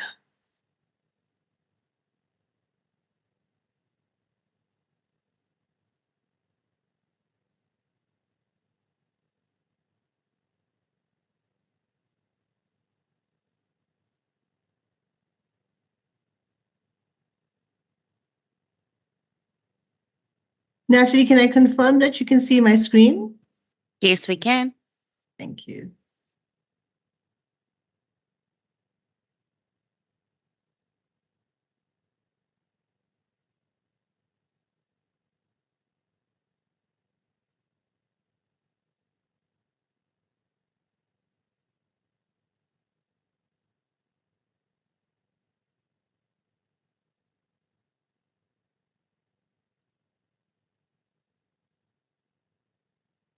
Okay, so just to begin the session, so what we're going to do now is we're going to go through a typical CPD entry and take you through the process of a scenario that you may encounter during your session as an intern in a community pharmacy. So the trigger incident is I was asked to participate in a public health campaign. So what I'd like you to do is to go through to the poll and be able to answer the question, which domain would this learning need or learning trigger align to? If you could please answer the question onto the poll, I would appreciate that. Thank you. Natalie, is the poll question on the chat? Yes, it is. Thank you. I'm just going to go to the poll just to have a look.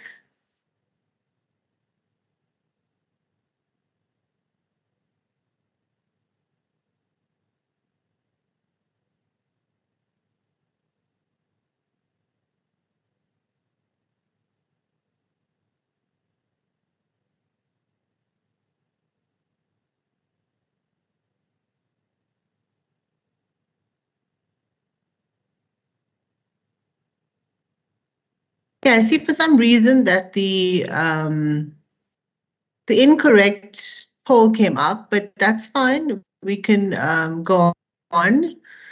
So in terms of the learning trigger, the domain that would be chosen would be domain 1, which is your public health domain.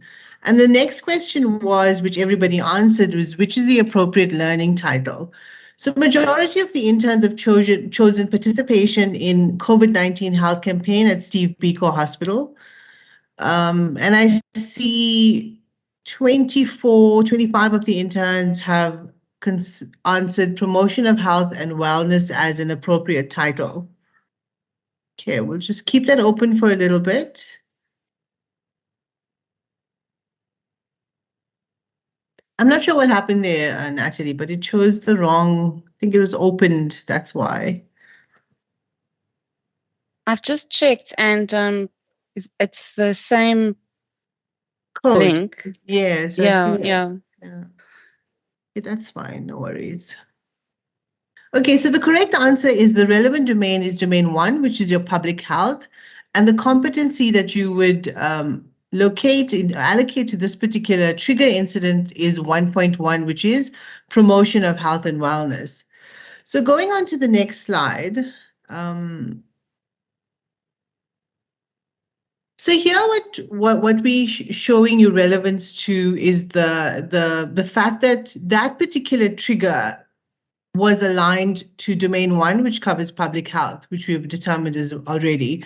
And it clearly states to promote health and wellness, which in terms of the trigger incident, that's what it aligns to, promoting health and wellness. So if you look at, very important, what we often find as moderators and assessors is that students don't understand that this particular competency standard must be aligned to the public and to other members of the healthcare team. Often what we find is interns who fail this particular competency standard don't provide evidence or show us that they're actually delivering the public health campaign to a larger audience. And what they do is they provide evidence that shows us the information is being delivered to an individual. So just please make a note of the fact that it has to be shown in your evidence that it is the larger public or other members of the healthcare team. So you've answered the first one already, choose the appropriate learning title, which is the first one. So a lot of interns have chosen the second aspect, which is your promotion of health and wellness. So the reason why that particular title is not appropriate is because it aligns directly to the competency standard. So in the rules, in terms of what is indicated in your intern manual, your learning title has to be descriptive of what the learning skill is and the information that you are going to deliver. So just keep that in mind. If your title is exactly as the competency standard, you will be marked as you'll be given a 0 for that. So be very careful that when you're choosing your title, it has to be descriptive. And I'll get to that just now as to what you would say. If you could please answer the next one, which is the best learning need based on the competency standard? I'll have a look at your responses now.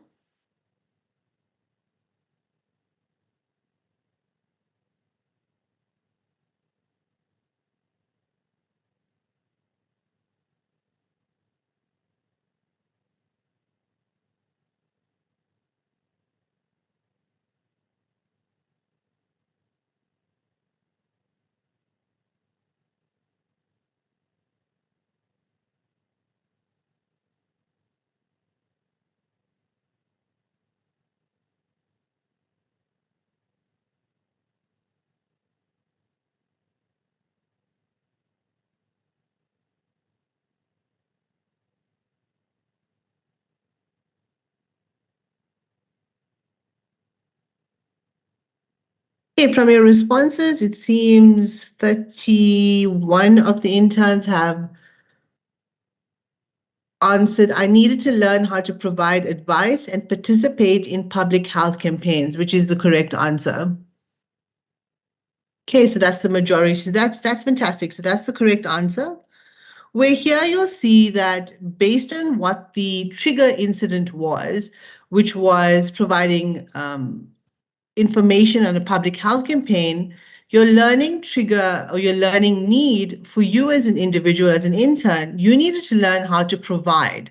So how did you provide that advice and participate in a public health campaign? Remember, the focus here is not on the actual health campaign that you're providing, be it COVID-19, be it hypertension, but remember that it is the skill that you are learning as an intern. So how do you provide this evidence? What information do you put in that piece of delivery that you are providing to, say, for example, a group of people on hypertension or COVID-19? Where did you get that information from? So these are the skills that you are learning. So irrespective of what information that you are delivering, the focus is not on the actual content of what you're delivering, what information you're providing, but how are you going about providing that evidence, and where did you find the information that is relevant for that particular piece of evidence? So that's the competency standard, and that's what it's all about. Thank you for participating. That's fantastically done. Thank you, everybody. Okay, so the next slide. So let's go into the depths of each of the steps in the CPD cycle. And these are the expectations, and this is how we assess you based on your answers. So if you look at reflection, and if you think back on what Prof has just discussed, if you go through each of the steps, so the first one is the learning title. In this example, the intern has stated, participation in COVID-19 health campaign at Steve Biko Academic Hospital. So that if you look at the criteria that is found in the intern manual, it says the title must be original, it must be descriptive, and it must relate to the case or scenario presented that is related to the learning need. Then we go on to what triggered the learning. Here we say the intern has said, my pharmacy manager asked me to participate in a COVID-19 health campaign, and I did not know what this entailed.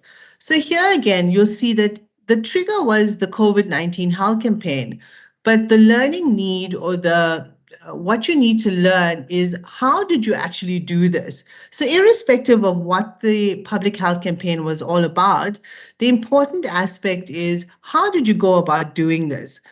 So here, in terms of the trigger and the learning, you would have to explain to us, in order to get 3, you have to provide a clear learning need. So what happened that triggered the learning need? And there you say, your manager asked you to participate in the campaign, and also indicate what the intern hopes to achieve after completing the competency. So the next aspect would be, I needed to learn how to provide advice and participate in the health campaign. And what do I hope to achieve? I hope to be familiar with the steps required to plan and successfully participate in a public health campaign. So this is your reflection. So the reflection covers the learning title, what triggered the learning, what was your learning need, and what do I hope to achieve? So that would provide you with the full 3 and would make you fully competent or fully successful. The next step in the cycle, step 2, is your planning section. So if you look at your planning section, here you want to be able to provide or plan a poster using relevant resources and providing relevant details. So when you're looking at this particular example that we've provided, you want to give evidence that is valid, that is current, that is authentic, and that is sufficient. So those are the 4 aspects of what makes the best or provides the most information on your evidence. The sources that you would use is your National Department of Health, for example, and World Health Organization policies and guidelines, and also the Pharmacy Council website. In giving this particular pieces of evidence, you would not just quote SAPC website, or you would not just quote the GPP, you would provide relevant details. Here you would look at providing details that allude to which chapter this information is coming from and which page numbers that the assessor can have a look at.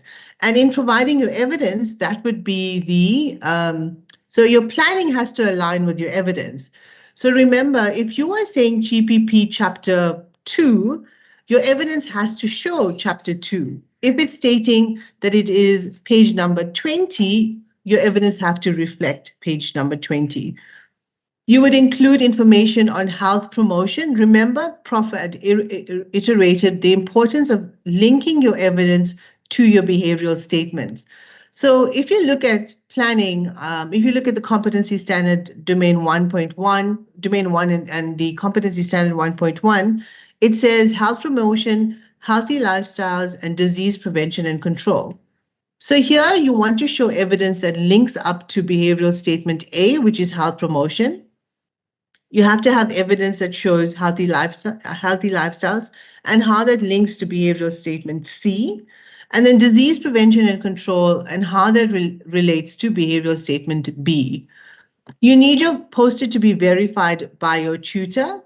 You use this particular poster in your health campaign. So this, remember, we're still on planning and you're explaining to the assessor and the moderator how you're going to do whatever you are planning to do. Then you'll get feedback. So whoever your audience is, you'd potentially get an attendance register as an example of evidence, which links up to behavioral statement D. You'd obtain the participation letter, which is behavioral statement D again. And then I plan to participate in the COVID-19 screening using the screening tool, which could be related to behavioral statement D again, which is disease prevention and control. And then lastly, why? I did all this in order to be able to participate in a public health campaign. So it's a recipe. In your mind, it would be a recipe of how you would go about planning for what you're going to do in the future. Okay. And this is all related to how you would achieve a full 3 based on the criteria in the criteria table that is in your manual. Okay, the next one, still continuing with the same example, we're moving on to implementation, which is the third part in the CPD cycle. Here, it's very important to identify the main areas, which is your how, your what, your when, and your where. So the first part is your description. How are you going to do this? I consulted the following sources, which is the Department of Health, which links up, which you would, your evidence would be marked as evidence A, but you would also say that evidence is linking up to 1.1A of your behavioral statements. That's really important because often assessors and moderators have no clue as to what evidence links up to which behavioral statement. So as an intern, you have to provide the information to be able to make things easier for us to interpret as assessors and moderators. So ensure that your evidence is labeled as in evidence A, but it's also linked to the behavioral statement. The next one would be World Health Organization policies and guidelines, which would be marked as evidence B and linked to 1.1B, which is your behavioral statement. And then lastly, in terms of evidence C, which links up to 1.1C, which is your SAPC website. So that is your how. What would be, I formulated the poster to use in the campaign. So this would be the evidence of the actual poster that you are presenting. And this is evidence D. Evidence D links up to all of the behavioral statements 1.1A to C. And that's what you would indicate on your evidence. The how, the when, the where. I presented the poster at the COVID-19 screening area at the entrance of the hospital on a busy outpatient day. And here you would provide the attendance register and ensure that you are blocking out all patient information. So patient confidentiality is really important. So you would provide the evidence of the attendance register as your 1.1D in explaining the how, the when, the where. The next part is the how. So I did the screening using the screening tool, which links up to 1.1D again. Here, remember, you can have more than one piece of evidence for a particular behavioral statement, particularly if it is adding more value to that particular description of that behavioral statement. So here we would use the screening tool, which is evidence F, which links up to 1.1D.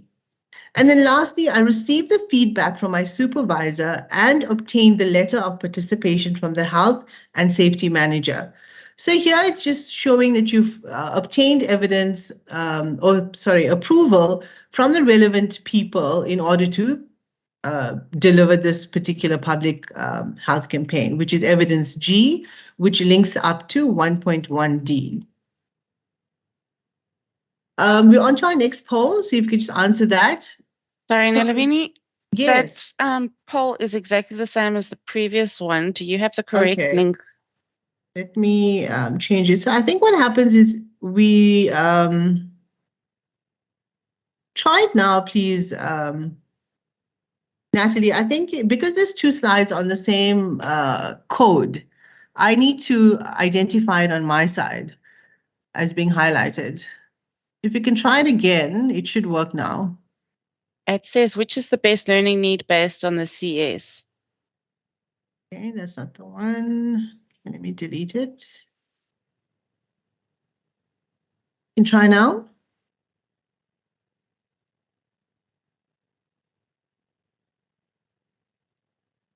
Sorry, it's still which is the best learning need. I'm just refreshing my screen. Let me try again. Okay, it should be fine now. Because it's still the same code. Provide some of the examples of evidence. Yes, that's the one. Thank you. Okay. So the question says, please could you provide some of the examples of evidence you think would be suitable for this competency standard? Okay, first one is attendance list. Fantastic, thank you.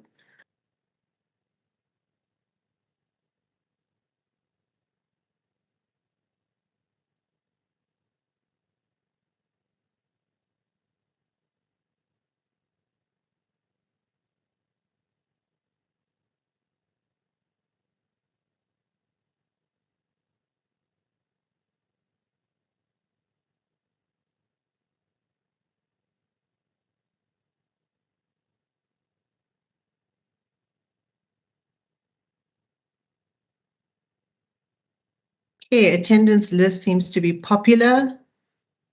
Blurred out photos of you doing screening with a patient. Perfect, thank you.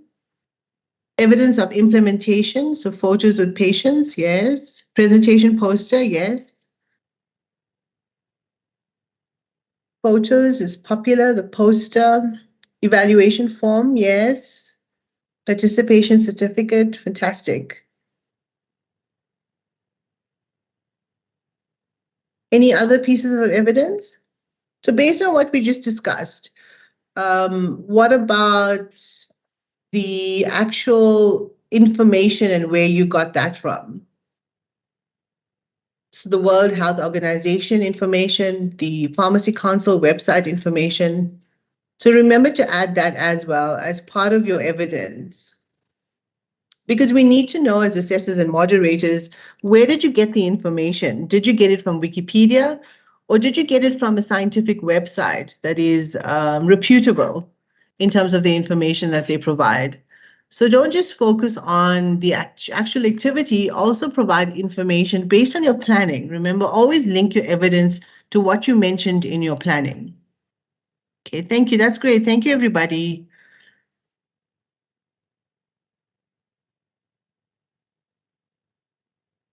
Okay, so there's the examples of potential examples we would accept as evidence when we are assessing and moderating. So the source documents are specific with annotations, example, the GPP, chapter, page number. Also, the Pharmacy Council website is an example we used, World Health Organization.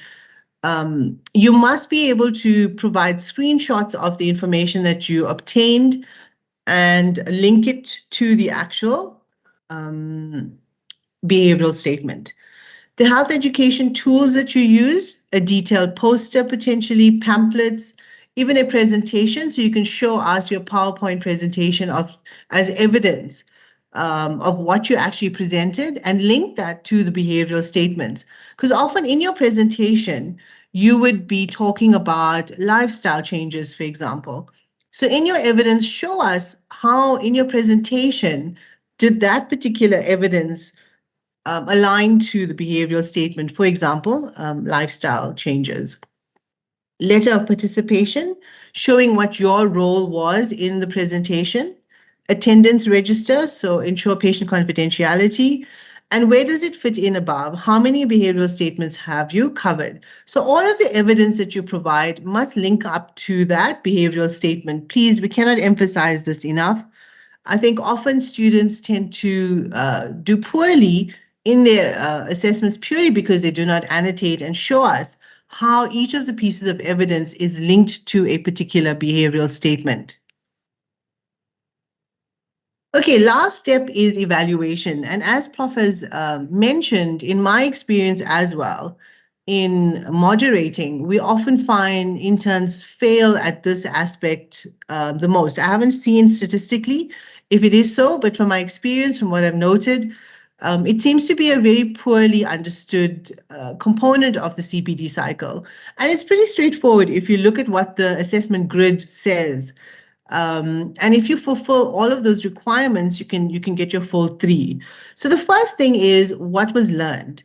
Here you have to explain, I learned how to provide advice and participate in public health campaigns. So if you look at this particular example, all the assessor and moderator expects you to elaborate on is what did you actually learn?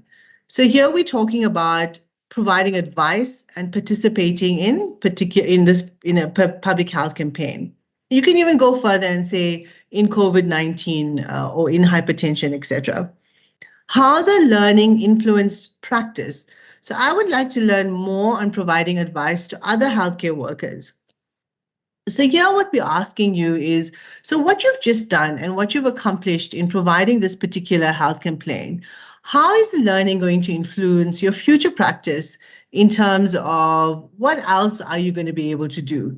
So you're going to say maybe you want to, now that you've provided advice to a public group of people, where it was patients, for example, now you want to provide more information or provide information on a particular topic to healthcare workers, which is very different from what you would do to the public health. Sorry, when you're presenting to the public, where your information is much more simpler when you're delivering to the public compared to healthcare workers, where it's more refined in terms of medical terms, for example. Then you will talk about applications in practice. I subsequently participated in a diabetic screening day and I'm more aware of public health issues. So how did you use the information that you have just conducted in COVID-19? And how did this help you to apply other aspects in your practice? So now you can talk about diabetic screening, hypertension, asthma, etc. And the last component, which is often missed, is your future learning need. I'm now more confident to volunteer to participate in public health campaigns. So this component, often what interns fail to elaborate on is what their future learning needs and what are the applications in actual practice.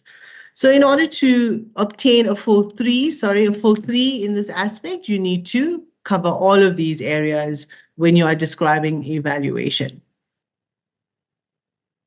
Okay, going on to assessments. So the scales, as you've seen, based on the assessment criteria grid that has been provided, is from 0 to 3. In order to earn a full 3 marks, you need to fulfill all of the requirements as I've described in each step of the example that I've provided just now. So you have to follow assessment criteria for each of the 4 phases of the CPD cycle. My advice to you is to get that assessment grid. If you have a hard copy of your manual, it's in your manual, but if you don't, if you're using electronic, I would suggest you print it out and ensure that you are fulfilling all of those criteria that is really nicely done in the assessment criteria in that table. That you'll find in your manual. So I suggest you print it out and follow and tick off each section as you go through your CPD cycle. Also, what you must have used an appropriate professional communication style. So make sure that when you are writing or describing the scenarios that you're using proper punctuation, that you are ensuring that there's no spelling and grammatical errors. Also, in terms of using trade names, you can use trade names, but make sure that they are capitalized. And remember that your spelling and grammar is not automatically autocorrected as you would on a Word document sometimes. So make sure that you check everything carefully. Remember, as Prof has also said, you are professionals and we would expect you to present yourself in a very professional manner. Okay, so that's the assessment grid that says 0, you not met any of the criteria. 1, you partially met the criteria. 2, you've met the criteria. And 3, you fully met the criteria. So we'd like to see much more fully met criteria. And in order to do that, just fulfill all of the requirements on that assessment grid. Okay, so check your manual, page 29 to 30 for full details of 0, 1, 2, 3, and that refers to the assessment criteria. Okay, feedback from the assessors. So what can you expect from the assessors? You'll find comments that are dated on the comment section of the responses on your screen. You would get positive feedback, and the assessor would acknowledge whether you are on saying that you are on track if you successfully completed that particular competency standard. You'll get negative feedback with specific pointers with regards to what you did wrong and how do you improve on that particular competency standard and behavioral statement. So please take heed of that, because what we find is sometimes the comments are provided by the assessors and the moderators, and the interns do not fulfill those changes. We find that sometimes interns may submit the exact same CPD submission as before, without making any of the relevant or suggested changes that the assessor has provided. So please make sure that you read those comments. Those comments are really valuable in ensuring that you don't have to resubmit once you've resubmitted on a failed attempt. Annotate all of your evidence. Make sure that your evidence is annotated clearly linked to the behavioral statements. Your comments are guidelines for the next entries. Even if it's positive, remember, go and have a look at those comments. If you've successfully completed it, assessors sometimes will give you comments, positive comments on you've done this really well, continue doing this on your next CPD, for example. Okay, remember, we also have feedback sessions later in the year towards June, July. Just keep an eye out for those on what your current status is and how you've done so far. Okay, resubmission. If you're found not successful, you need to resubmit a CPD within that specific domain. Each resubmission is a standalone and is treated as a new submission. So remember, even if you had a component of your assessment that you have failed, you need to still submit that particular CPD as if it's a completely new submission. So make sure holistically each of the sections on that CPD cycle is fulfilled based on what you've changed, what changes you've made. They all have to speak to each other basically. So when we are assessing, we treat each resubmission as a new submission. On resubmitting, remember to start a new CPD unless the assessor has recommended that your CPD can be corrected. So important again to have a look at the comment section. Your assessor may say this particular CPD is not relevant based on the practice area that you're in. So they would suggest that you resubmit a whole new CPD. Or you may make changes to this aspect or add information to this. Or maybe there was patient confidentiality breach and all you needed to do was block out the patient name and everything else was fine except for that. So make sure that you look at the comment section because the assessor will give you guidance or the moderator will give you guidance on how to correct that CPD in order to make sure that you're successful on your resubmission. And then have a look at the guidelines in terms of timelines and application procedures, etc. To maximize your chance to be eligible to write an intern exam, remember you must submit early and you must submit regularly on a monthly basis in order to fulfill the requirements for you to sit for an intern exam. Okay, still on resubmission. So this is the screen, the picture on the right-hand side shows you what would appear on your screen when you enter into the SAPC website. So you would see whether it's an unsuccessful CPD entry or a successful CPD entry. And right at the bottom there, you would see further information on, just trying to, very bad. Oh, sorry. Ashley, are you able to see the comment, the arrow? No, I'm not. I've just actually had a look myself. Okay. Let me see if I can escape. What am I doing? I don't seem to see it. Okay, but it's fine. We'll get back to that just now. So to prevent the need for further resubmission, make sure to follow your assessor's recommendations and comments. And as I said, make sure you go and read those comments. They are valuable comments in order to assist you to ensure that you are successful when you resubmit. Resubmitted CPD entries are sent to the same assessor. So just be careful. As I've said, sometimes interns don't make any changes at all. And the assumption is that these submissions are going to somebody else, but they actually do go to the same assessor. So assessors keep records, are aware of the comments that they've made, and they are able to identify if the intern has made any changes or not. So don't simply resubmit without attending to the reasons for the entry being deemed not yet successful. So make sure that you make the relevant changes as the assessor has guided you. You're allowed to submit 9 CPD entries, that is 6 plus 50% of the resubmissions. A fee is levied if 10 or more entries are submitted, and the fee information, etc., should be available in your intern manual. Professionalism, make sure that you are not plagiarizing any information. So if you are copying information off the internet, for example, of a scientific resource, don't just copy and paste all of the information from a resource. Make sure that you are putting that particular information in your own words. Your CPD entries must reflect your own work. Any irregularities will be referred to the Pharmacy Council legal department, and you will definitely be taken to task if you are plagiarizing in any way. And there will definitely be penalties that will be applied, and some of them can be quite severe. So please take this seriously. There are a lot of academics that are assessors and moderators, and sometimes we actually pick up work that has been submitted in undergraduate year appearing as intern submissions or as evidence. So, we do not accept work that has been taken from the previous year. We do not expect to see work that has been submitted from an intern in the previous year appearing on your submission as evidence, for example. So just be very aware of all of the potential penalties that could incur if you are found guilty of that.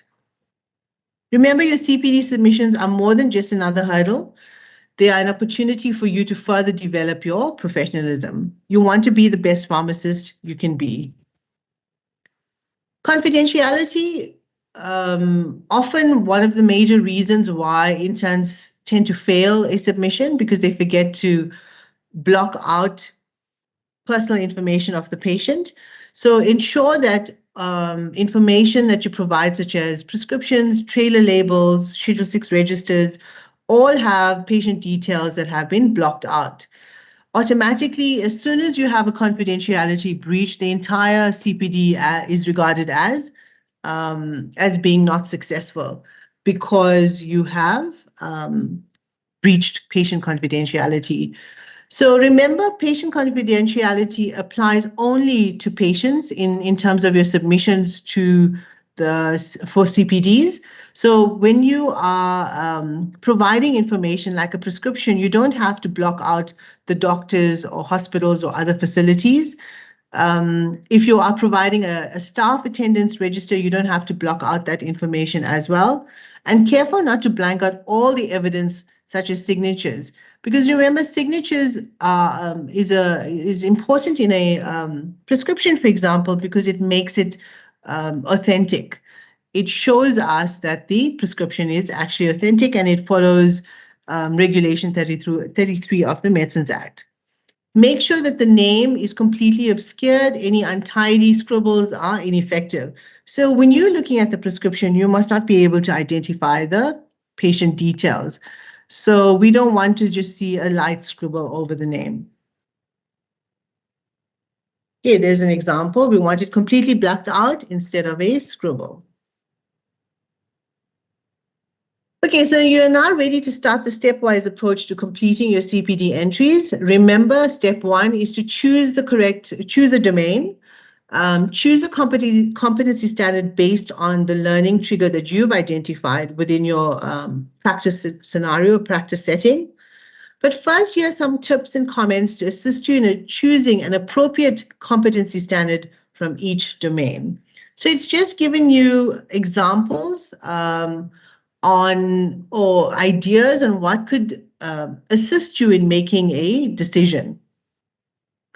So what is recommended is a good choice should present no problems for an intern.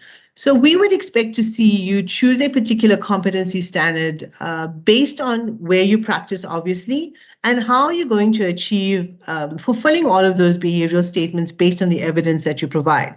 You don't want to choose a a competency standard where you're finding difficult to obtain the evidence to meet the behavioral statements. Okay, we want to see that it's possible, so you consider every scenario very carefully. You choose only the ones that competency standards that are where you can obtain the evidence that is sufficient for you to fulfill 75% of those behavioral statements.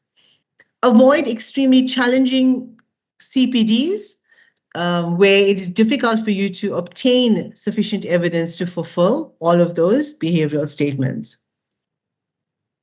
Okay, so let's look at each domain, and we've actually looked at, based on the years of assessing and moderating, we've come up with a table that helps you to decide on what would be a most suitable competency standard that would work for you and in ensuring that you are competent in that domain. So if we look at 1.1, which we've just done as an example, which is public health campaign, we recommend that one because it's quite easy to obtain, especially if you're in a community pharmacy or a hospital pharmacy, you're able to achieve that. 1.2 we deem as being challenging, where it's only applicable for active participation in therapeutics committees and PTC committees, which we often find is more aligned to institutional settings in public sector hospitals, for example. So it may be difficult for you to achieve that if you're not working in that scenario. 1.3 we deem as challenging. It applies to the wider health policies and not specifically to internal SOPs. 1.4 we also find to be challenging for interns, where we need more than just generic substitution or submission to medical aids. And that one gives you, that particular one deals with more, pharmacoeconomic information and how you would be able to get the best cost effectiveness for your patient. And that is more suitable for a medical aid environment. 1.5 is possible. It must include active participation in the development and implementation of disaster management plan. So most organizations have a disaster management plan, but ensure that you're fulfilling all of the criteria and providing the suitable evidence to align to the behavioral statements. 1.6 is recommended, which is it includes screening activity. In domain 2, 2.1 is recommended, where we have a look at including the patient in the discussion. So if you look at 2.1 in your manual, it's quite It's quite lengthy. It concerns patient consultation. There's A to H behavioral statements. So ensure that you can easily do it, but ensure that you have 75% of the evidence. 2.2 also patient counseling, very interesting, very commonly chosen by interns, but ensure that you fulfill the 75% requirement. Often we find with 2.2 is interns do not fulfill that 75% evidence requirement because there's A to I in terms of behavioral statements that you need to align to and find 75% of the evidence for that one. 2.3 is possible where we're looking at patient medicine review and management. It involves more than just a discussion with the prescriber. So you can't just talk about just speaking to the prescriber over the telephone, and it's more appropriate for institutional settings. There's much more to patient medicine review on this one. So ensure that you fulfill the criteria. 2.4 is also possible, which it focuses on dispensing errors and not prescribing errors, and it's better suited for institutional settings. 2.5 is also possible. Make sure that you understand the scope of therapeutic outcome monitoring. So, Joe, don't be deceived that if a competency standard has just 2 behavioral statements that it can be easily done. I've seen many interns attempt 2.5, which is therapeutic outcome monitoring, but failed dismally because they didn't understand what therapeutic outcome monitoring entailed and was unable to completely fulfill the requirements based on the evidence that they provided. 2.6 is pharmacist-initiated therapy, one of the most popular ones within this domain. Easily fulfillable, ensure that you cover all of the behavioral statements and provide suitable evidence. 2.7 is pharmacovigilance. Just be careful in terms of which area you are working in and whether it aligns to your practice setting. It is possible to do, but ensure that you fulfill those behavioral statements. If you look at 2.7b, it says perform post-marketing surveillance studies. Ensure that you're able to do that within your environment before you think of doing this competency standard. 2.8 is clinical trials, very specific to a specific environment. So not all interns may be working within a clinical trial environment. So not an easy one to fulfill.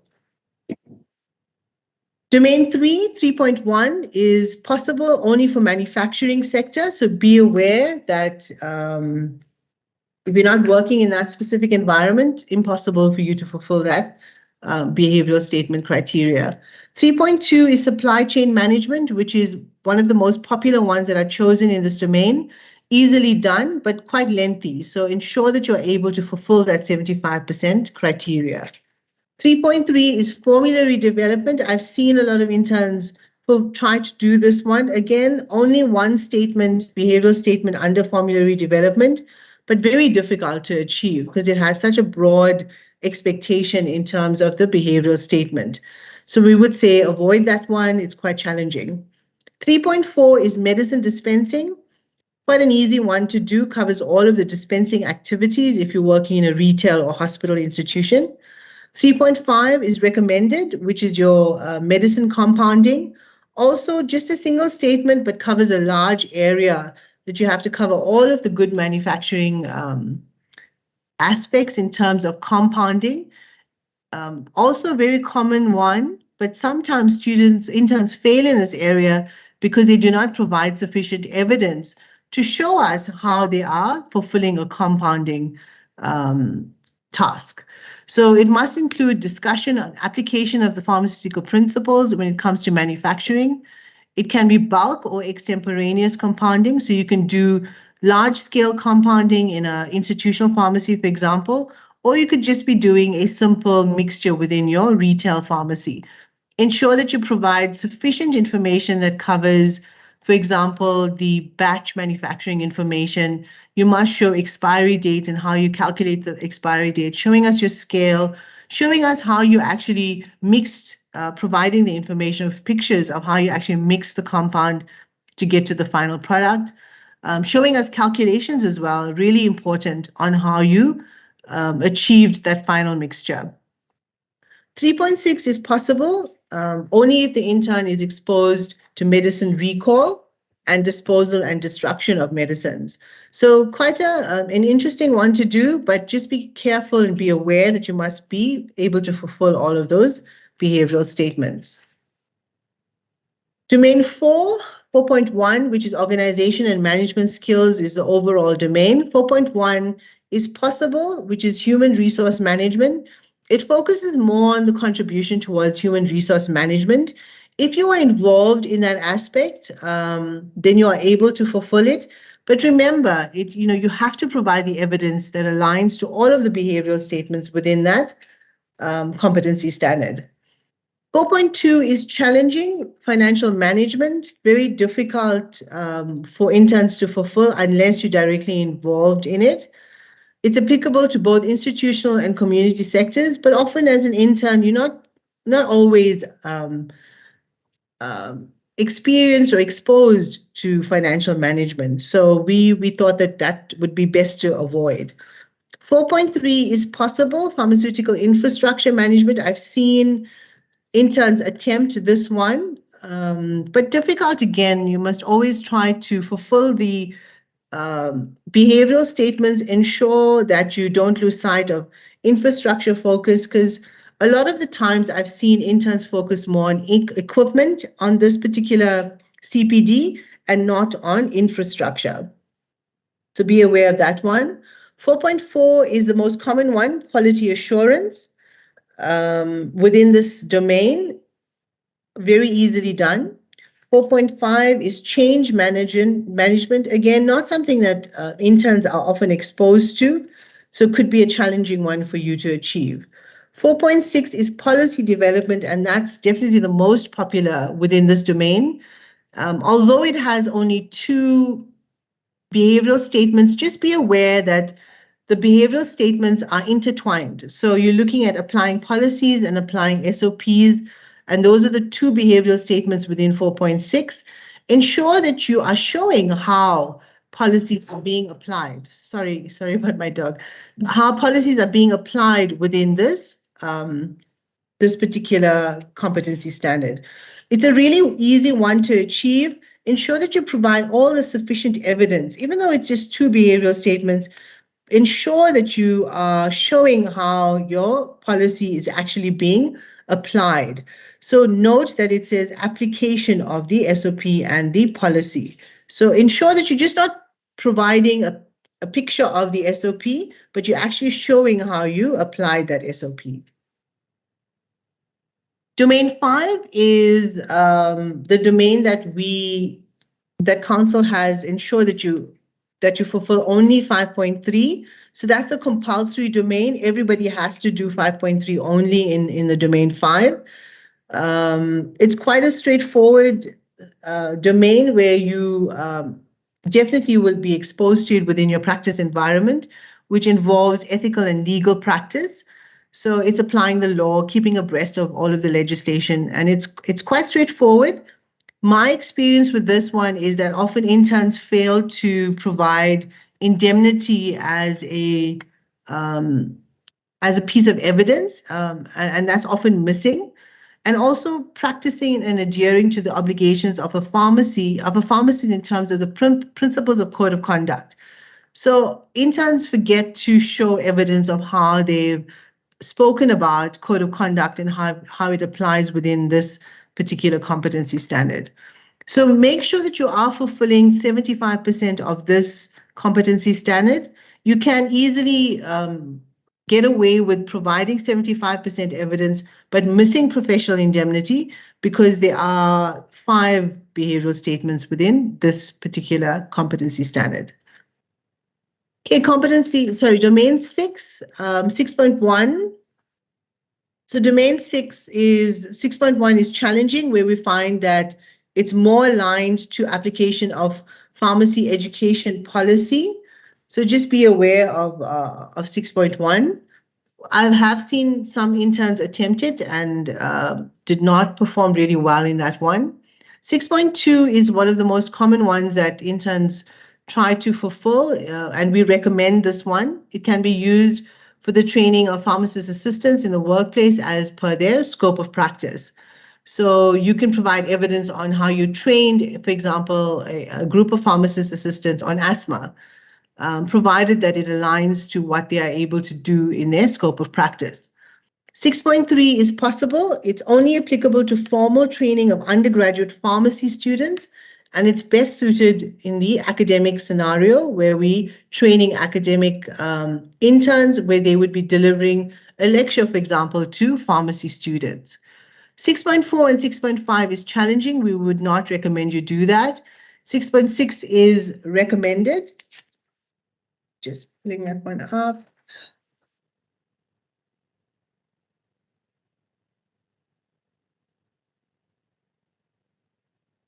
Sorry, I don't have 6.6, but 6.6 is recommended. 6.7, not possible. It cannot be completed by interns. And 6.8 is challenging and it's best suited for academic interns.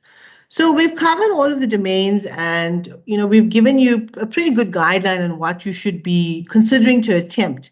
If you do want to attempt the ones that we thought are challenging, go ahead. You absolutely can do those, provided that you ensure that you're fulfilling all of those behavioral statements and you have the evidence to show your competence in that domain, in that competency standard. Remember, step 4, to complete the CPD cycle, here are some of the guidelines pertaining to some of the evidence you might need for your competency. So what we've done now is we've gone through all of the domains and we've explained to you what we think is challenging and what we would recommend.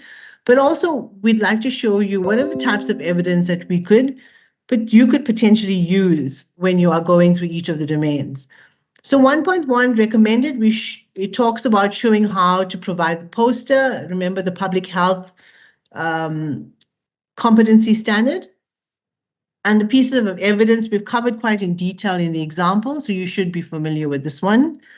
1.2, 1.3 is challenging. 1.4 is challenging, which is the economic study, where you would give us a full analysis of the outcome of that pharmacoeconomic study, plus knowledge of pharmacoeconomic terms like cost benefit, for example. So only if it's suitable within your practice environment can you provide evidence for that one.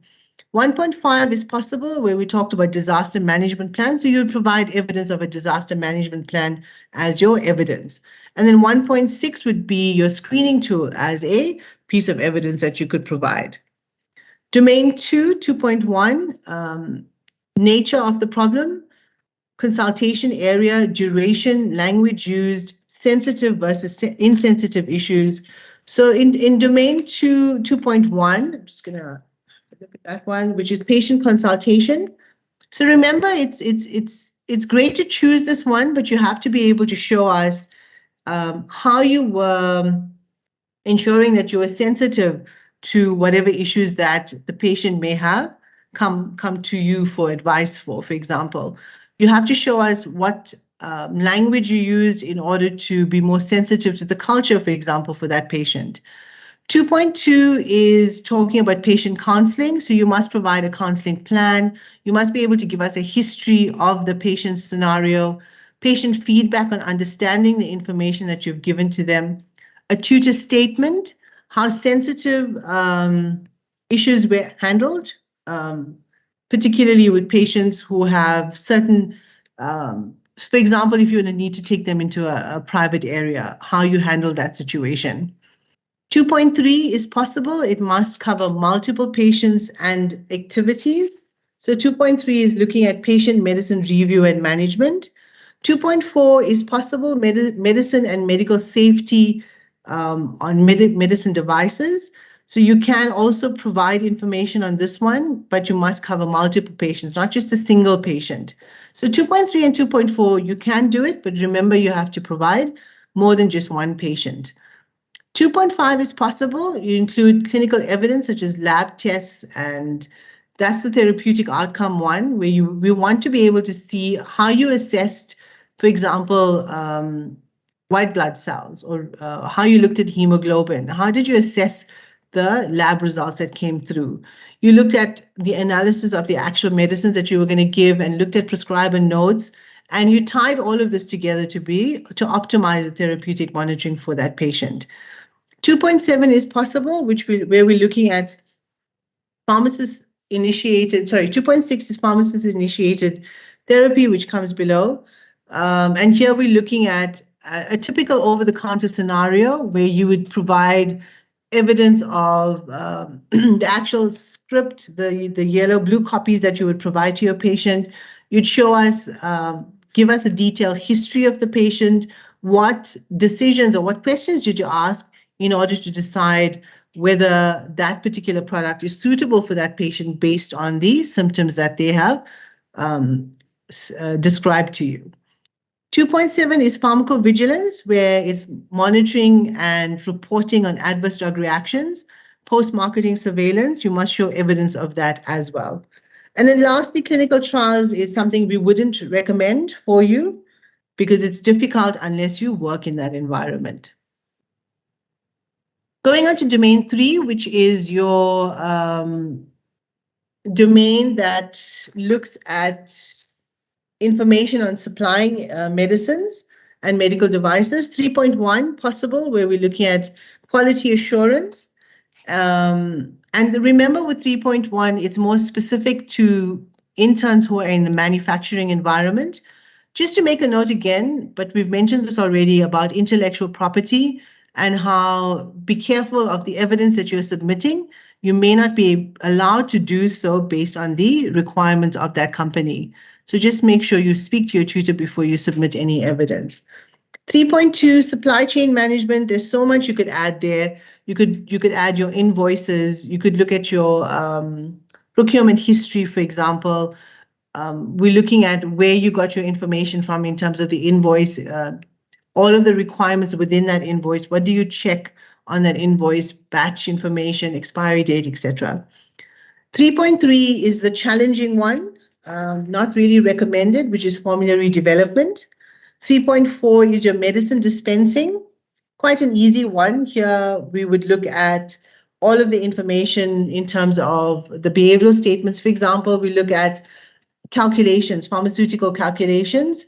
We'd look at extemporaneous information that you would provide. So you would give a script of an actual compounded mixture that you have just done. So 3.4 is quite straightforward. 3.5, compounding, which I've mentioned already, is the most common one. Here we're looking at evidence to show understanding of pharmaceutical knowledge and how to compound a mixture. Remember to include expiry dates, batch number, how you calculated the expiry date, what are the calculations that were involved in terms of determining the concentration of that cream, for example. And then 3.6 is the last one, which is your recall, disposal, and destruction. Also fairly common amongst interns choosing this one because it's easy to do. Ensure that whatever you are describing, you provide the evidence for it. And remember, medicine regulations, information around medicines disposal has changed over the years. So ensure that you're using the most current legislation based on the GPP and the Medicines Related Substance Act when you're providing evidence.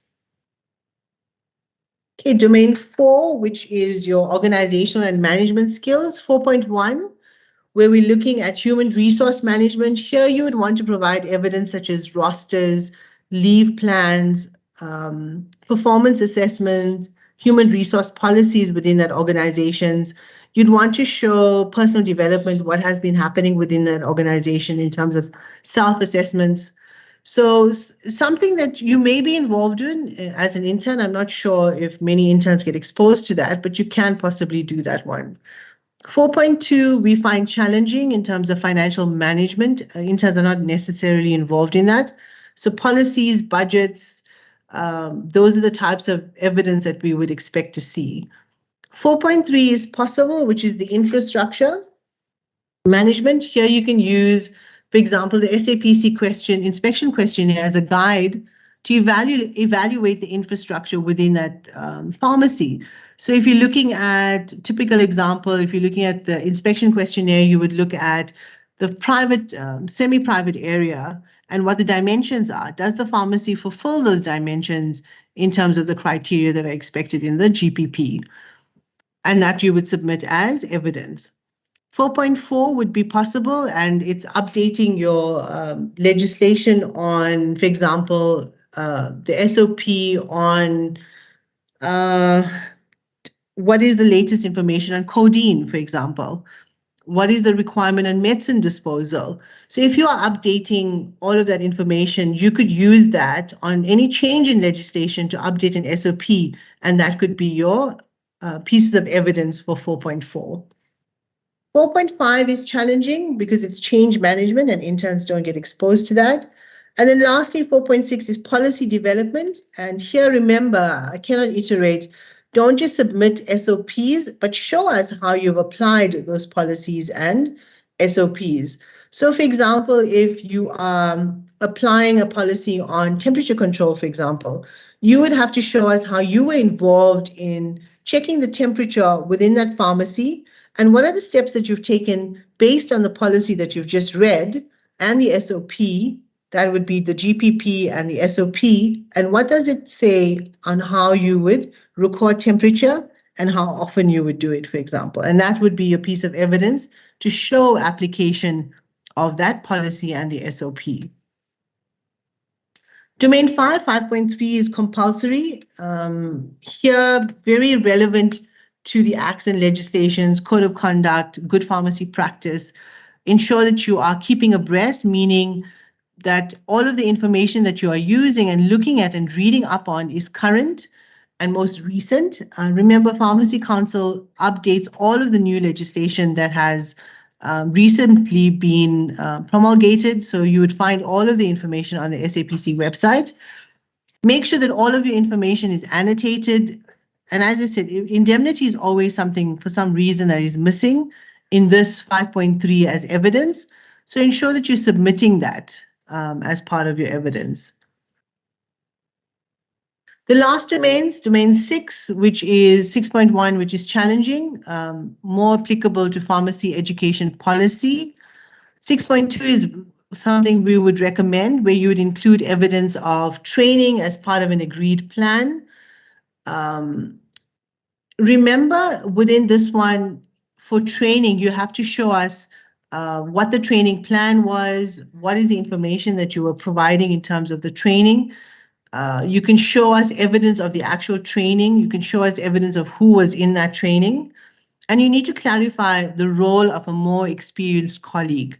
So it's very specific in the behavioral statements. It asks you about a more experienced colleague. So ensure you show us evidence of what makes that person a more experienced colleague. 6.3 is possible, where we show how training is part of a formal undergraduate module for the pharmacy students. So if you're an academic intern and you're teaching asthma, for example, you need to show us evidence of maybe a schedule from the person who asked you to do the training. You could potentially show us pictures of the actual training that you undertook, provide evidence of the PowerPoint presentation of the asthma lecture that you provided, and maybe assessment where you ask the students for feedback on how you performed during that presentation.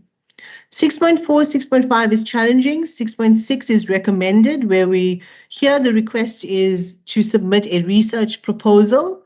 Remember, the research proposal is great for you to do, but ensure that you provide the results and you're not providing the protocol for that research project. We want to see evidence of the actual completion of that study. So you'd have to fulfill the requirements of a fulfilled research, where you cover the methodology, the results, the discussion, and the conclusion. And then lastly, 6.8, 6.7, 6.8 are challenging. The same evidence as for 6.6, show evidence of how you performed within a research team. Okay, so coming to the role of the tutor, we haven't forgotten about the tutor. The role model, the tutor is seen as a role model, and we want the tutor to be identified as somebody that you could seek for advice, seek for information. So you don't have to always look at your textbooks. You can always seek out your tutor as a potential source of information. So remember, as a tutor, you have an obligation to be competent and practice professionally as well. And you the purpose of your role is also to act as a mentor for the opportunity for self-development through training, and you can use this for your own CPD entries. Remember to fill in your annual declaration and your 6 CPD activities to become a tutor. Now, tutor verification. So I think there's one of the questions that was asked in the chat. At the end of just before you could submit, the tutor needs to verify that CPD entry. So the tutor needs to evaluate that activity that you've just submitted online. Make sure that as the tutor that you ensure that all of the evidence is suitable, is sufficient based on the competencies that are stated in the manual. As a tutor, you would authenticate that this is all correct, this is all sufficient, this is valid information, and actually happened within that year under your tutorship. So the most important thing is when the intern completes an entry, you must verify it online. You either accept or you decline, and then council will release it to be assessed. Suggest to intern how to improve. So if you find that a particular CPD entry is not up to the standard that you think it should be at, then you could suggest to your intern to improve that entry. You would verify and release after you're satisfied with that particular entry, and then the assessor would provide comments. So what is the role of the tutor? You have a responsibility to familiarize yourself with all of the internship requirements and to complete all of the reports timeously. You play a vital role as no intern is likely to succeed without a tutor who is competent, provides guidance, is interactive, empathetic, supportive, and is always open to any questions that the intern may have. And the ultimate responsibility for completion of an internship requirements lies with the intern. So please keep that in mind.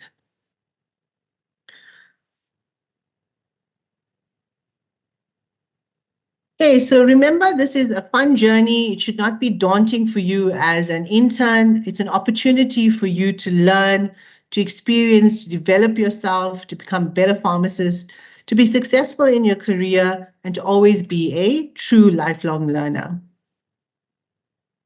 Okay, remember to fill in the attendance register, please. Natalie, I think we're going to questions. Yes, we've got quite a few. Okay, fantastic.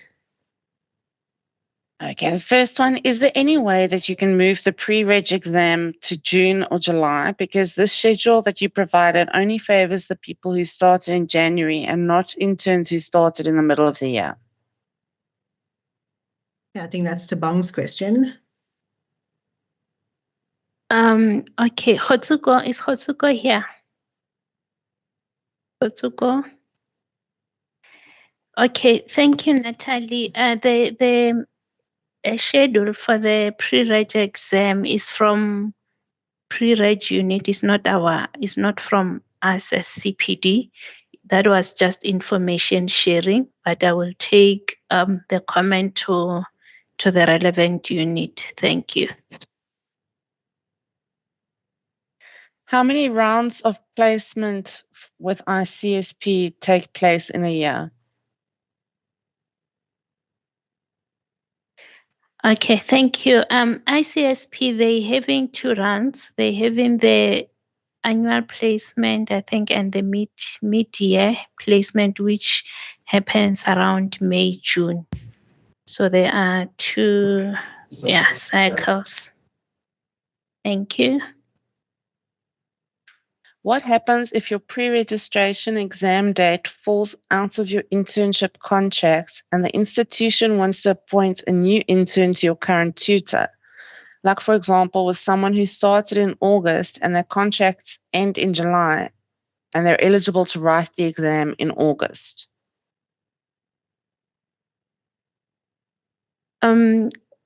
The intern will have to find another tutor and a facility in case they have not met the CPD requirements. But if CPD requirements are met and other requirements, except the exam, I think they are allowed to write while they are not in any pharmacy. Thank you. How many CPDs can be submitted in a month? Is there a maximum? There's no maximum. They can submit as many as they can.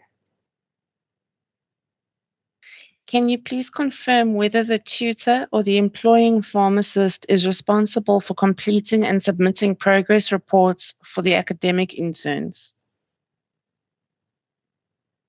For the academic interns, the progress reports must be completed by the tutor. When they go in for 400 hours, the supervising pharmacist can only provide a report. Thank you. Is there a maximum number of CPDs to submit in a year? Can I submit more than 6 CPDs and will they all be marked?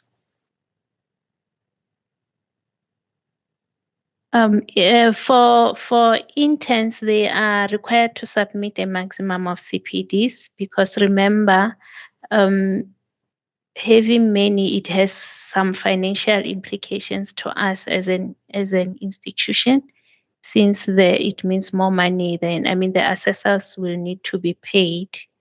But if the intern is submitting because it's not yet successful, it was mentioned in the presentation that from the 10th CPD, they will be expected to pay a fee that is determined for reassessment.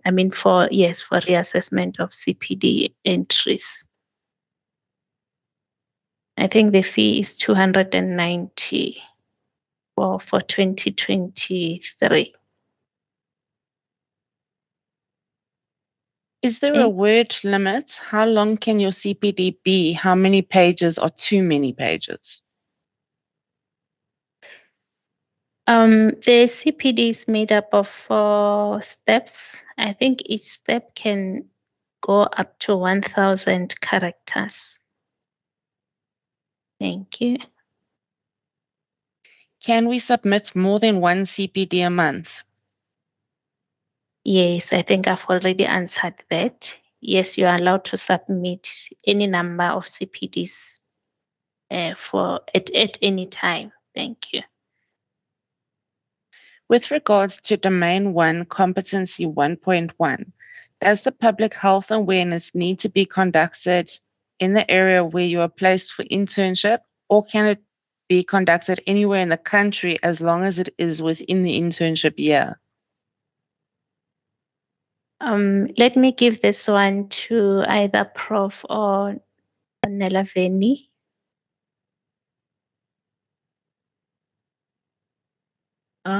Thank you. Thanks. I'll take this one. No, yes, you can conduct it anywhere, provided it's within your internship year. Thank you. Do you leave the patient's signature visible as well, or should this also be blanked out?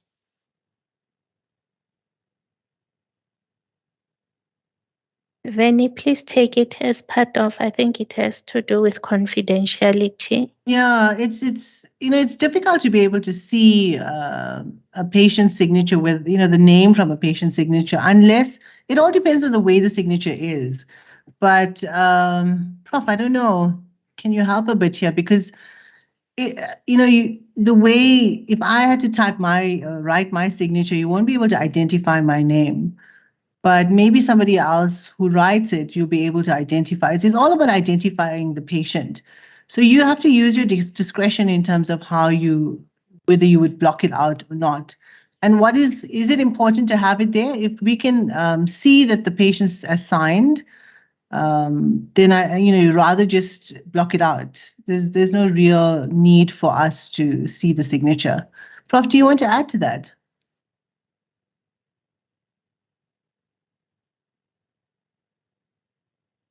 I think Prof's not Tabang, anything else you want to add to that? No, I think you have covered it. The main aim is us not to be able to identify the patient. So anything that can make us being able to identify the patient will be considered as a breach of confidentiality. Thank you. Thanks, Siobhan. When switching tutors within the pharmacy you're registered with for internship and you do a session of contract, but the approval of the new contract is delayed because of payment from the company, will this affect the 365 days of completion if you still work while waiting for approval? Okay, yes, that will affect the registration date. What is happening is when you're applying for a session of contract, we consider your application after you have submitted all the required documents. Meaning if you have submitted the application form but the payment is not done, we're taking your application as incomplete, and as a result, we won't be able to process it until all the required documents are provided. And unfortunately, we are not in a position to backdate it, yes, since the payment was made to date. So we can only take it to the date on which the payment has been made. Thank you. Sorry, good morning, colleagues. I don't know, Natalie, can I answer one question that was asked? Yes, KG. All right, sorry about that for barging in. I can't type because it's going to be a long response. Ne? There was a question that was asked on, is there a way that you can move the pre-reg exam to July or June? Because the schedule that you provided only favors the people who started in January and not the interns who started in the middle of the year. So I wanted to project the 2021 manual, which actually had the July exam. So I want to answer the intern to say, or interns to say, that initially we had examinations that were running in July, but the challenge was CPD competency or interns that were eligible. Remember, if you're going to be writing either at 6 or 9 months, you must be competent in 3 CPD entries. You submit 6 and then you'll be competent in 3 if you're writing at 6 months. If you're writing at 9 months or you are rewriting, you have to be competent in 6 of the 6 CPD entries. So a lot of the times prior to COVID and during COVID, we had to reschedule the exam, move the exam around because we did not have the number of interns that were eligible to write the exam. So it is better if we schedule it around August and October, because to allow for more eligibility in terms of the exam. So it really disadvantages the interns if we put it at July. We have done that previously. We've got manuals that we had 16 and 17 July exam. That was in 2021, 2020 and previous years. But we have seen that we shifted the exam around a lot because interns were not eligible to actually sit for the exam. I hope that answers that, Nat, but I'll listen in for the other questions that I missed that I needed to clarify in terms of the exam. Thank you, Nat. Thank you, Ebu. Thanks. Can domain 6 be used to complete a CPD entry on training received as a pharmacist intern, or is it only applicable to provision of information or training conducted by the intern? Thanks, Natalie. Okay. So you're referring to you receiving information. So this particular one is aimed at you showing how you are training. So your skills are being showcased in terms of how are you effectively training a group of people. So I hope I answered your question, but from what I'm understanding, you are asking about it being specific to you training somebody. Yes, and that's what it is. You have to show evidence of how you are training a group of people. Thanks, Natalie. Good afternoon. I was previously registered as an academic intern. This year, I registered as a normal intern at a hospital pharmacy. Do I have to be competent in all my CPDs before I can write my exam? Tabang, I think this one's for you. Yes, okay. Thank you, Natalie. It depends when the intern was registered as an academic intern. What is happening is previously we had a system wherein interns were submitting, the old CPD system, which is no longer we're no longer using it at the moment. So if the intern, while he or she was still at the academic sector, managed to pass all the CPDs that were submitted. He got at least 6 out of 8. Then he is not necessary for him to submit new CPD entries. But if he failed to pass all of them, unfortunately, he will have to start afresh to submit the new entries using the new platform. Thank you. Can you clarify, do we apply for ComServe only after we have passed the exam? No, the interns, they apply for ComServe once the ICSP is open. The only thing that is going, the issue of whether they have passed or not is only considered when they do the placement. So they are free to apply immediately when the system opens, but only those who met all the requirements will be considered when doing the placement. Thank you. When you provide health education to patients in an institutional pharmacy, how many patients are required or are sufficient for domain 1? Please take it, Vinny or Prof. Thank you. Thank you. Prof, do you want to take this one? Prof's gone silent on me. Well, I'm trying to see the definition. Natalie, I'm sorry, my internet's not working. Would you be able to search, Google up what a group is? So in terms of the definition of a group, I assume that it's, more than 2 people. So you have to, if we could just find the definition of a group, then I'll be able to tell you. But you have to be reasonable about what you consider to be a group. So you can't just have 2 or 3 people and consider that to be a group. So you have to have at least 4 or 5. But I may be wrong in terms of the definition. If Natalie could just help me on the definition. All right, Google says that 2 or more is a group. 2 or more. Yeah. So 2 or more people, that would be defined as a group. So you have to show evidence of at least 2 or more people within a group that you are delivering that public health information to. Thank you.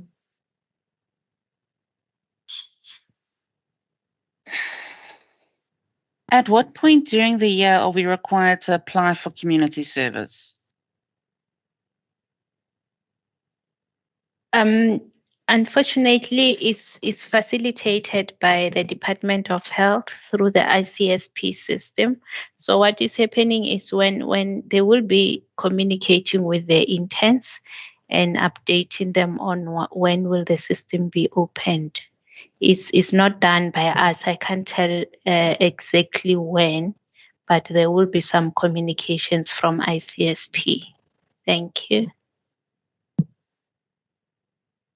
Hi, in regards to domain 3.6, does it have to entail recall by a manufacturer, or can we just focus on medications that have been brought back to the pharmacy for distraction? Thanks, Natalie. I'm just going to pull out 3.6, but from my knowledge, 3.6 is based purely on a recall from a manufacturer. It's not you won't consider medicines being brought back by a patient as recall. So if you look at medicine recall 3.6, it says requesting patterns of return of any unused, unwanted, expired medicines to the pharmacy, which in terms of the protocols, and then it talks about quarantine and what the guidelines are for the recall of medicine. So if you look at guidelines in terms of SAPRA, SAPRA's guidelines is specific to manufacturer recalls and not to medicines that are returned based on expired stock. So that, from my knowledge and experience, it's based on the protocols guided by SAPRA on recall. Thank you. If one applied last year when the ICSP system opened and you weren't able to write the exam, are they required to apply again? Yes, because that was for the annual placement, which I believe is closed. So they need to apply when they open for the mid-year placement, which opens, I think, somewhere March, April, somewhere there. Thank you. Hi, in regards to domain 3.7, does it have to entail recall by a manufacturer, or can we just focus on medications that have been brought back to the pharmacy for distraction? Please take it, Vinny or Prof. Thank you. Okay, this is the final question. My tutor did not attend this meeting. Will I be penalized? Okay, no, not at all. There won't be any penalty. Tutors who couldn't manage to attend this session, they will be able to view the presentation on since it will be on the website, so there won't be any penalty. We want interns more than tutors. Thank you.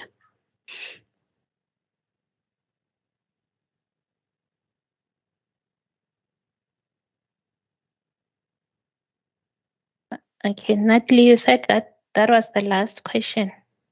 Yes, thanks, Don. Okay. Okay, in the absence of any other question, let me take this opportunity to thank the intern for making time to attend this workshop. We hope you have learned a lot, and we expecting to see your CPDs coming soon. And let me also take this opportunity to thank the team from the office for making it happen. We really appreciate all your efforts, the communications team, as well as the team from professional development and the presenters for the day, Ms. Gaupalelu Kelatwang and Ms. Mulalo. Thank you so much. And then I would also like to thank the representatives of the assessors and moderators, Prof. Butler and Dr. Nelaveni. Thank you so much for the wonderful presentation. We hope the interns they got it, and we believe we'll be seeing good quality CPD entries coming through. And we wish you all the best, our interns for 2023. Maybe let me also mention that we're still having 2 more workshops to come. The next one will be on the 21st of February, 2023, which is next week. So if you still want to attend, please feel free to do so. Just go to the website and book. I think it will be opened until Sunday. Be closing it on, Monday it will be closed, Monday the 20th. So if you still want to attend, feel free to do so. Even with the March workshop, if you want to attend even the March workshop, you are more than welcomed. Thank you so much. Bye.